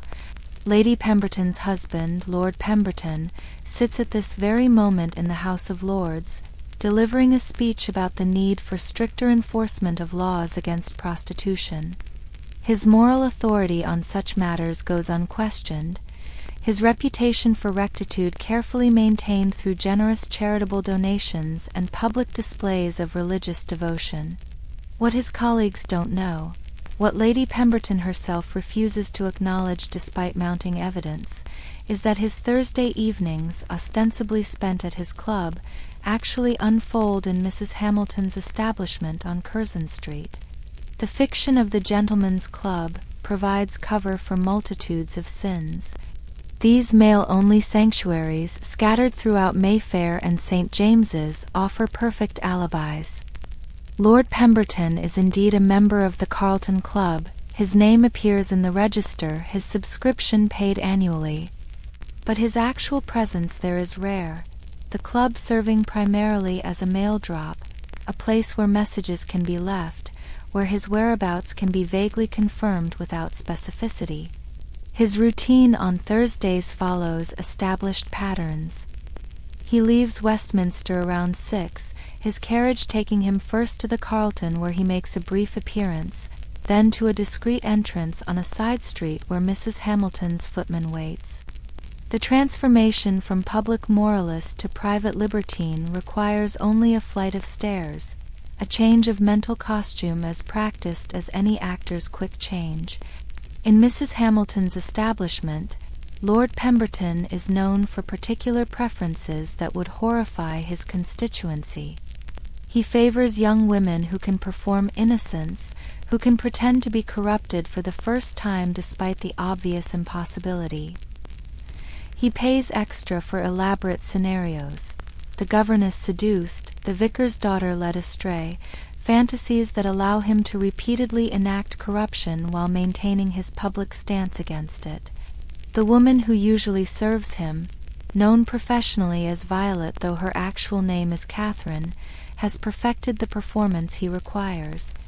She can blush on command, can produce tears that seem genuine, can protest with exactly the right mixture of fear and secret desire. She despises him.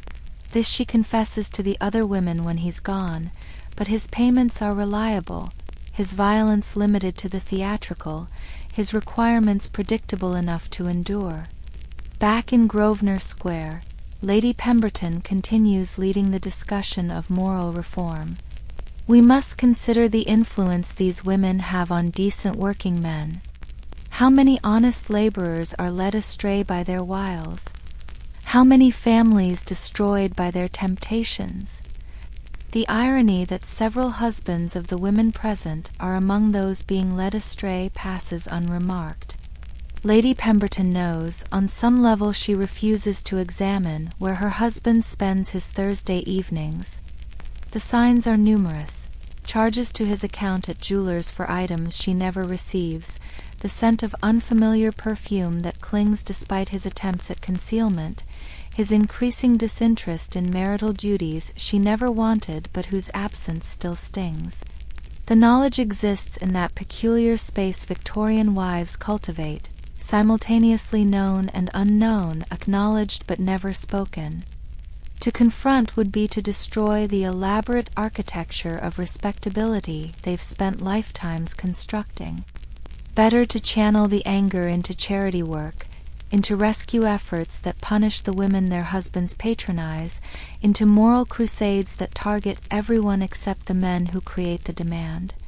Mrs. Fairfax, whose husband owns textile mills in Manchester, speaks passionately about the need for industrial training for reformed prostitutes. They must learn the dignity of honest labor.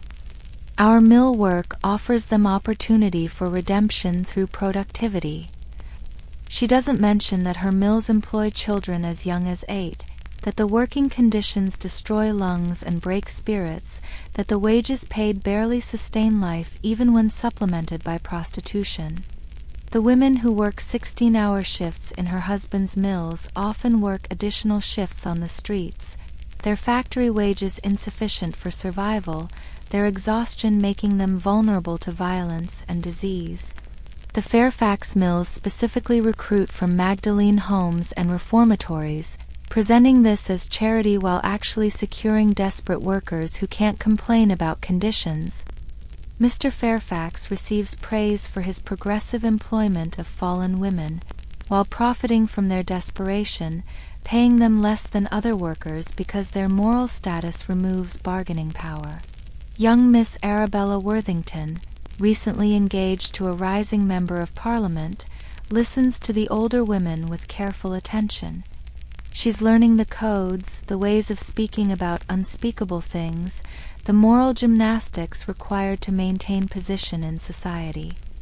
Her fiancé, Mr. Charles Worthington, has already introduced her to certain realities. His needs on their wedding night will shock her despite the older women's vague warnings. His Thursday absences will begin within months of marriage. His explanation that men have needs that decent women shouldn't understand will become the framework for her own future blindness. The conversation turns to specific cases, women the charity has attempted to rescue, their failures and occasional successes. Lady Pemberton reads from a report. Martha Jenkins, aged 22, removed from a house of ill repute in Soho. Placed in domestic service with the Hardwick family. Absconded after 3 weeks, presumably returning to her former life. One must conclude that some souls are simply irredeemable. What the report doesn't mention is that Martha Jenkins was repeatedly assaulted by Mr. Hardwick, that her complaints were dismissed as the lies of a fallen woman, that her return to prostitution was escape from a situation potentially worse than what she'd left. The Hardwicks continue to receive reformed women from the charity, their reputation for providing Christian homes to the deserving poor unquestioned, despite the steady stream of women who abscond. The ladies discuss fundraising for their rescue efforts, planning elaborate charity balls where the wealthy can demonstrate their virtue through conspicuous donation. The preparations for such events cost more than the amounts raised, but the real purpose isn't fundraising but rather the public performance of morality, the visible demonstration of concern that obscures private complicity.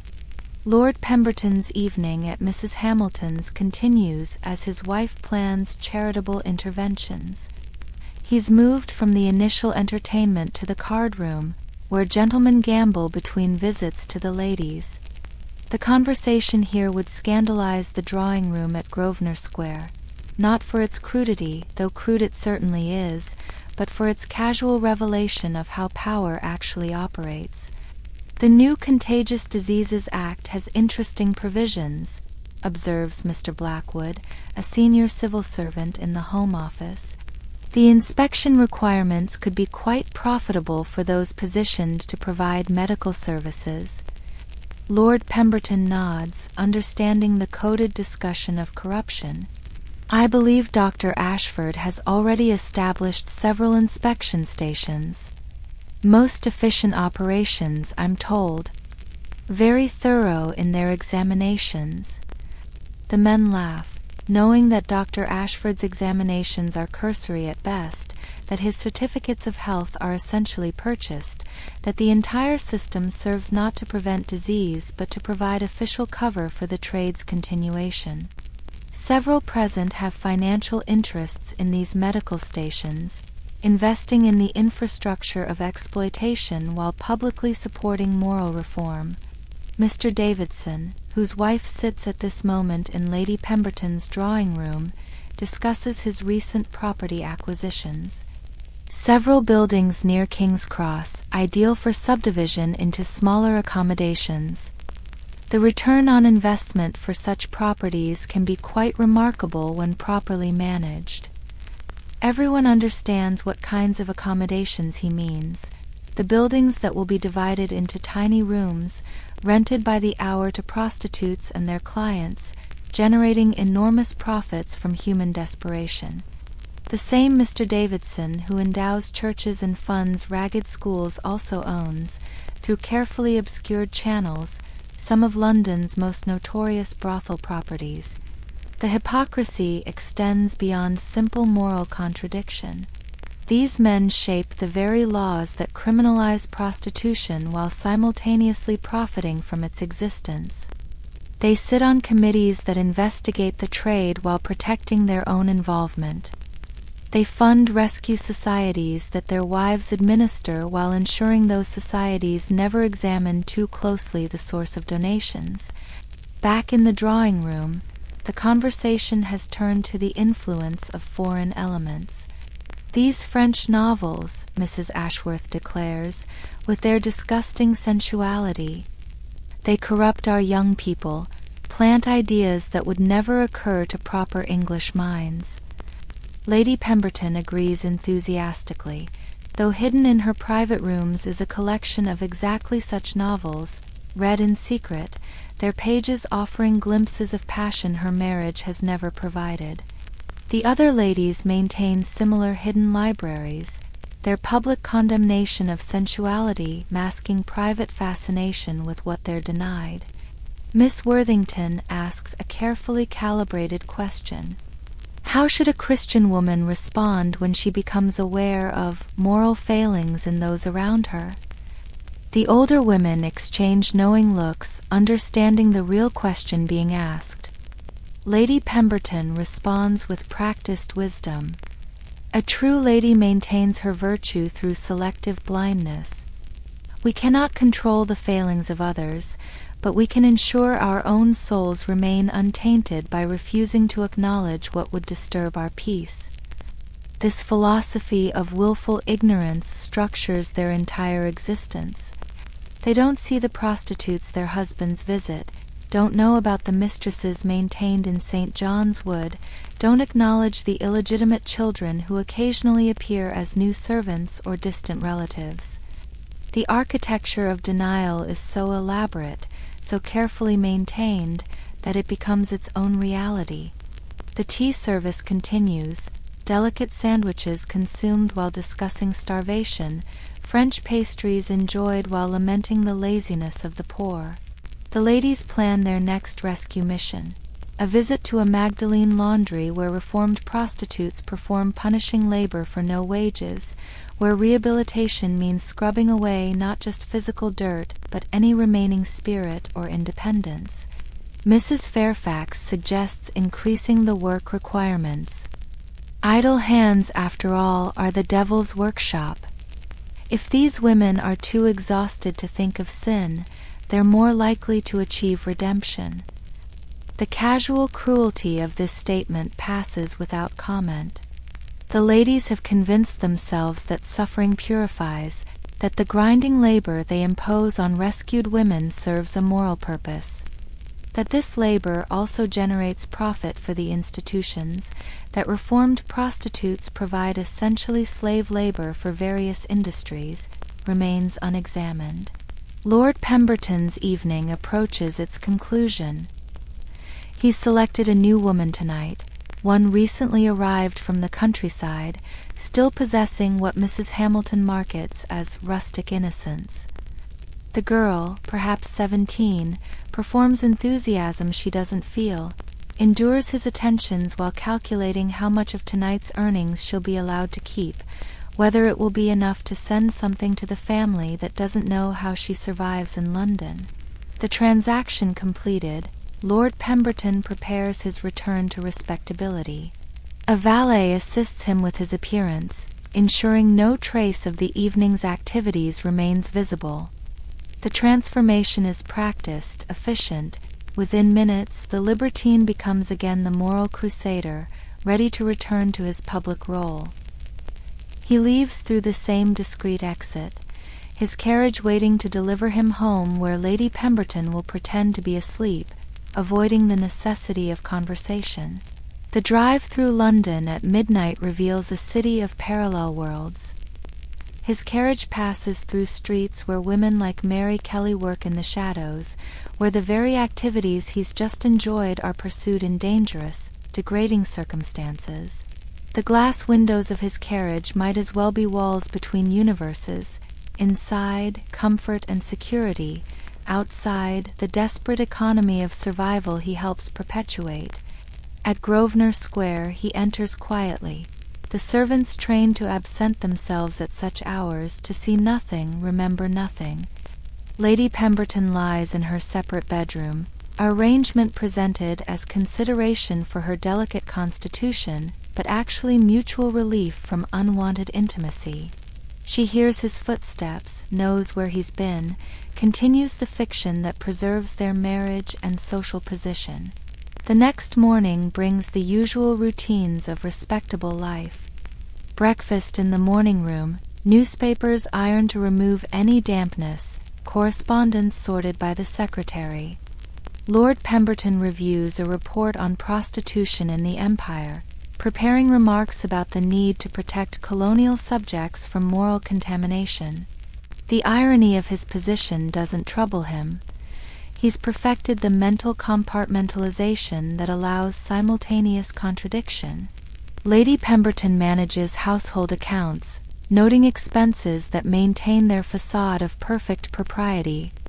The cost of entertaining, of appropriate clothing, of charitable donations that purchase social position, all carefully calculated investments in respectability. She pauses over a bill from the jeweler, knowing the diamond bracelet purchased wasn't for her, choosing not to pursue the knowledge further. Their daughter, Victoria, now 17 and preparing for her debut season, practices piano in the music room. She plays hymns and respectable classical pieces, her education carefully curated to produce accomplishment without passion. She knows nothing of reality, her ignorance deliberately maintained, her innocence a commodity to be traded in the marriage market. The facts of life will come as a shock on her wedding night, the realities of men's expectations a trauma for which she's completely unprepared. The household servants move through their duties with practiced invisibility. They know more than anyone about the family's secrets, but understand that knowledge must never be acknowledged. The lady's maid who helps Lady Pemberton dress sees the laudanum bottle hidden in the jewelry box. The valet who serves Lord Pemberton smells the perfume of other women. The housemaids who clean find evidence of lives lived in parallel to those publicly presented. Sarah, a housemaid who shares a name with the prostitute from our first segment, but lives an entirely different existence, changes the sheets in Lord Pemberton's dressing room. She finds an earring that doesn't belong to Lady Pemberton, pockets it without thought. Later, she'll pawn it, the small value supplementing wages that barely sustain her. This petty theft is her only rebellion, her only claim on the wealth that surrounds but excludes her. The social calendar that structures Lady Pemberton's life continues relentlessly. This afternoon, a musical recital at the Ashworths' home. Tomorrow, a lecture on missionary work in Africa. Thursday, her own at-home day when she receives callers. Each event requires appropriate costume. Each interaction carefully orchestrated to maintain position, to demonstrate virtue, to perform the elaborate theater of respectability. At the Ashworths' recital, the gathered elite applaud a young soprano performing sanitized versions of folk songs, their original earthiness removed, their passion constrained within acceptable boundaries. The audience includes several men who frequent Mrs. Hamilton's establishment, their wives beside them, everyone maintaining the fiction that art and beauty exist separately from bodily desire. The conversation between pieces returns to moral concerns, the corruption of the working classes, the need for stricter enforcement of public decency, the danger foreign influences pose to English virtue. Mr. Blackwood suggests stricter regulation of music halls, those venues where working-class entertainment blurs into solicitation, where the songs are bawdy and the dancers available for private engagement. The influence on impressionable young women cannot be overstated, he declares, though just last week he was backstage at the Alhambra, negotiating with a dancer whose impressionable nature interested him greatly. His wife nods agreement, knowing nothing of his activities but everything about the importance of public positioning on moral issues. Young men of the upper classes receive different education entirely. Charles Worthington, Miss Arabella's fiancé, learned the facts of life at Oxford through a combination of classical texts that disguised carnality in dead languages and practical education in London's pleasure districts. His tutors understood that gentlemen required certain experiences, that sowing wild oats was expected, even necessary, before settling into marriage with a properly ignorant bride. The double standard is so absolute it requires no justification. Men's needs are natural, uncontrollable, requiring outlet. Women's purity is essential, their ignorance protective, their revision at physical intimacy proof of proper breeding. The system depends on two classes of women, those who must remain pure and those who must be available. Neither group permitted full humanity. The Charity Committee reconvenes the following week. Lady Pemberton now armed with statistics from her husband's report, though she doesn't mention their source. "The numbers are shocking," she announces. "Estimates suggest 50,000 prostitutes in London alone. Imagine 50,000 souls lost to decent society."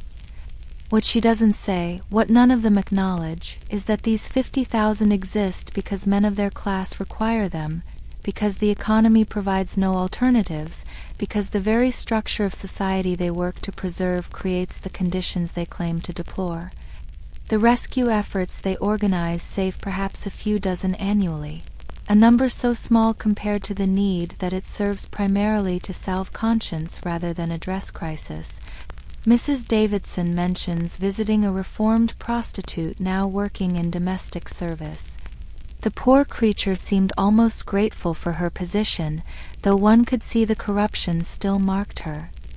There's something about the eyes, they can never quite regain innocence once lost. The woman she visited, Emily Patterson, tells a different story to her fellow servants. The lady came to stare, to confirm her own superiority, to gather material for shocking stories to share at tea. Emily endured the visit, knowing her continued employment depended on performing gratitude, on confirming the narrative of rescue and redemption, even as she earned in a month what she once made in an evening. The economics that drive women to prostitution remain carefully unexamined by the Charity Committee. When Lady Pemberton suggests establishing a training program for needlework, she doesn't calculate that a skilled seamstress earns perhaps 12 shillings weekly while paying 8 for basic lodging. The arithmetic of impossibility, the gap between wages and survival, these mathematical realities have no place in drawing-room discussions. Lord Pemberton's Thursday routine continues, though recently he's noticed changes at Mrs. Hamilton's establishment. New faces, younger ones, girls who seem genuinely new to the trade rather than performing innocence. When he questions Mrs. Hamilton, she's evasive, mentioning difficulties with supply, competition from newer houses, the challenges of maintaining quality in changing times. What she doesn't tell him is that several of her regular workers have disappeared, some to disease, others to violence, a few who've simply vanished without explanation. The Ripper murders, though focused on street prostitutes, have created fear throughout the trade. Women are less willing to work, clients more nervous about discovery, the entire economy of vice disrupted by one man's extreme violence. The fear extends to the upper classes, though their concern is scandal rather than safety. What if someone of standing were to be caught in a raid? What if connections between respectable men and murdered women were revealed? The newspapers hunger for sensation, and nothing would sell more papers than linking a peer to prostitution and murder. Lord Pemberton raises these concerns in Parliament, advocating for stricter control of the press, for laws limiting what can be reported about ongoing investigations. He frames this as protecting innocent women from salacious publicity, though his actual concern is protecting guilty men from exposure. The legislation he proposes would make it illegal to publish the names of anyone arrested in connection with prostitution, effectively shielding clients while exposing women. Lady Pemberton, meanwhile, organizes a special prayer meeting, gathering society ladies to beseech divine intervention against the evil stalking London's streets. They pray for the souls of murdered women while maintaining careful distance from any actual assistance that might have prevented their deaths. The prayers are elaborate, public, reported in the society pages, performance of concern that requires no genuine engagement. At the prayer meeting's conclusion, Mrs. Fairfax makes a suggestion. Perhaps we should establish a memorial fund, something to commemorate these poor creatures while warning others about the wages of sin. The fund they establish will eventually erect a small monument in an obscure cemetery, a stone angel looking disapprovingly down, an inscription about fallen women and divine forgiveness. Mary Kelly's name won't appear, none of the victims' names will. They'll be commemorated collectively as examples rather than remembered as individuals, their deaths serving the same moralizing purpose their lives were never allowed to escape. The evening of the prayer meeting, several husbands of the assembled ladies visit their usual establishments, seeking comfort from the spiritual exhaustion of public virtue. The women who serve them listen to complaints about wives who don't understand, about the burdens of maintaining morality, about the difficulty of living up to society's expectations. The irony is lost on the men, but not on the women who nod sympathetically while calculating their fees. Victoria Pemberton, protected from all knowledge of these realities, prepares for her debut ball. Her dress costs more than Mary Kelly earned in her lifetime, her jewelry worth more than all the women in Miller's Court combined could hope to see. She practices her curtsy, her smile, her ability to seem interested while revealing nothing. She's been trained for a market different in decoration, but similar in structure to the one that claimed Mary Kelly, her virginity and breeding the commodities that will secure her sale to the highest bidder. The debut ball itself becomes a grotesque parody of the transactions occurring in Mrs. Hamilton's establishment. Young women displayed for male evaluation, their mothers negotiating terms, their fathers calculating dowries and settlements. The language is refined, speaking of suitable matches and proper establishments rather than prices and services, but the underlying economy remains transactional. Lord Pemberton watches his daughter dance with potential suitors, evaluating each for political advantage, financial position, family connections. Her happiness is a consideration only insofar as an unhappy wife might create scandal. Her purpose is to secure alliance, produce heirs, maintain the family's position. The fact that she might end up like her mother, taking laudanum to endure a loveless marriage, pretending ignorance of her husband's activities, is simply the expected outcome. The season continues its elaborate rituals, each ball and dinner party reinforcing the structures that create both privilege and desperation. The same men who vote for laws criminalizing prostitution ensure its continuation through their patronage. The same women who organize rescue societies create conditions that make rescue necessary. The entire edifice of Victorian respectability depends upon the existence of its shadow, the underworld that absorbs what the upper world cannot acknowledge. As our fourth segment draws toward conclusion, consider the complete picture we've painted. From Sarah's desperate navigation of London's streets to Mary Kelly's tragic end, from the elaborate networks of brothels and corruption to the drawing rooms where charity disguises complicity, the system reveals itself as perfectly designed to perpetuate itself, to create the very problems it claims to address, to profit from the misery it generates. Lord and Lady Pemberton retire for the evening in their separate bedrooms. He planning tomorrow's visit to Mrs. Hamilton's, she measuring out her nightly laudanum. Their daughter sleeps dreaming of her debut, innocent of the transactions already beginning around her future. The servants clean up after another day of maintaining respectability, their own struggles invisible to those they serve. And in the streets of Whitechapel, in the brothels of Soho, in the hidden rooms of Mayfair, the shadow life of Victorian London continues, sustained by the very forces that publicly condemn it. The bells of St. Mary-le-Bow strike once more, not the 4 o'clock awakening that began Sarah's day, but midnight now, that threshold between one day and the next. between yesterday's struggles and tomorrow's uncertainties. The fog that has accompanied us through these hours of exploration begins to lift slightly, revealing a London that exists both in history and in memory, in documented fact and in the shadows between facts. We've walked together through streets where desperation and survival intertwined like lovers in the darkness. We've stood in small rooms where life was both lived and sold, where dignity was maintained against impossible odds, where women like Sarah navigated daily humiliations with resilience that history barely records. We've traced the final steps of Mary Kelly, not just as a victim, but as a complete human being who sang Irish songs and decorated her room with prints, who loved and lost, who deserved far more from life than what she received. We've ascended through the elaborate hierarchies of exploitation, from the penny gaffs where survival was measured in pennies to Mrs. Hamilton's perfumed chambers where powerful men shed their public personas like uncomfortable clothing. We've seen how the machinery of vice operated, how corruption flowed through the city's veins like blood, how madames and police and politicians all participated in an economy that officially didn't exist.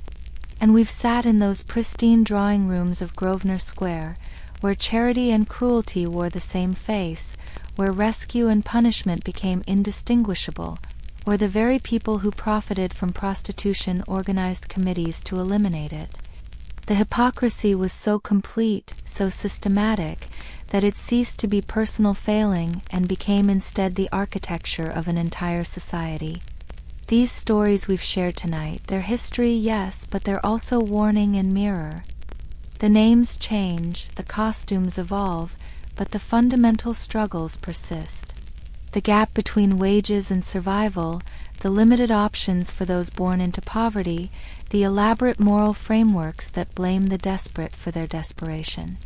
Mary Kelly's London is gone, demolished, rebuilt, gentrified beyond recognition, but the forces that created her circumstances, they shift and adapt rather than disappear.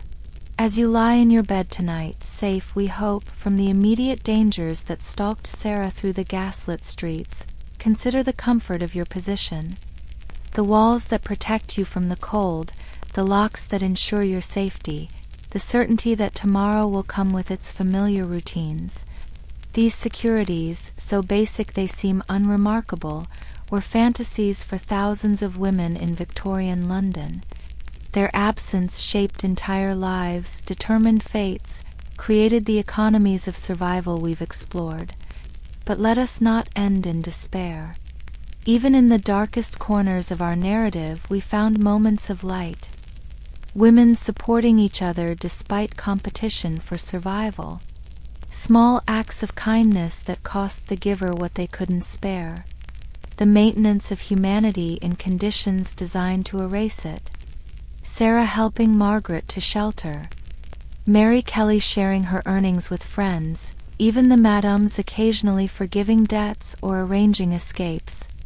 These gestures, small against the vastness of systematic oppression, nonetheless mattered. They were declarations that human connection persists even when society attempts its destruction.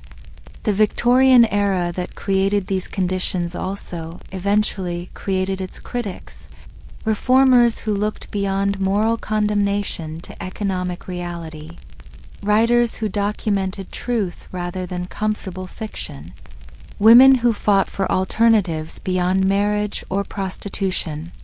Change came slowly, incompletely, often replacing one form of oppression with another, but it came, carried forward by those who refused to accept that the way things were was the way they must remain. Tonight, as you drift toward sleep, you might hear echoes of the stories we've shared. Sarah's footsteps on wet cobblestones, Mary's voice singing through thin walls, the rustle of silk in Mrs. Hamilton's establishment, the clink of teacups in Lady Pemberton's drawing-room. Let these sounds fade gradually, like London fog dissipating in morning sun, like gaslight giving way to electricity, like the past receding into that strange country we can visit but never truly inhabit. The women whose lives we followed tonight, Most of them left no records of their own, no diaries or letters, no testimonies except those filtered through court records and charity reports. We know them primarily through the structures that oppressed them, their individual voices lost in the silence history imposes on the powerless. Yet, in imagining their days and nights, their struggles and small victories, we perform a kind of resurrection. We refuse to let them be forgotten entirely. Sleep approaches now, we hope, that gentle darkness that restores and repairs, so different from the dangerous darkness that cloaked Victorian London's streets. As you surrender to it, carry with you not the weight of these stories but their lesson, that comfort is fragile, that security is precious, that the distance between drawing room and street corner is smaller than society pretends. The fog returns now, softening the edges of our narrative, blurring the boundaries between then and now, between history and memory, between waking and sleeping. London sleeps, both the London of 1888 and the London of today, and in that sleep, perhaps, comes the peace that eluded so many we've met tonight. Rest well, friends. Let the streets of Whitechapel fade from your mind. Let the gaslight dim. Let the voices of the past whisper themselves into silence. Tomorrow will bring its own stories, its own struggles, its own small victories. But tonight you are safe, you are warm. You are drifting into dreams where the fog conceals nothing more threatening than tomorrow's sunrise. And so our journey through Victorian London's shadows comes to its close. The stories we've shared settle into history. The women we've followed return to their rest. And you, dear listener, surrounded by the comfort of the present, can release the past and embrace the peaceful darkness of sleep. Good night.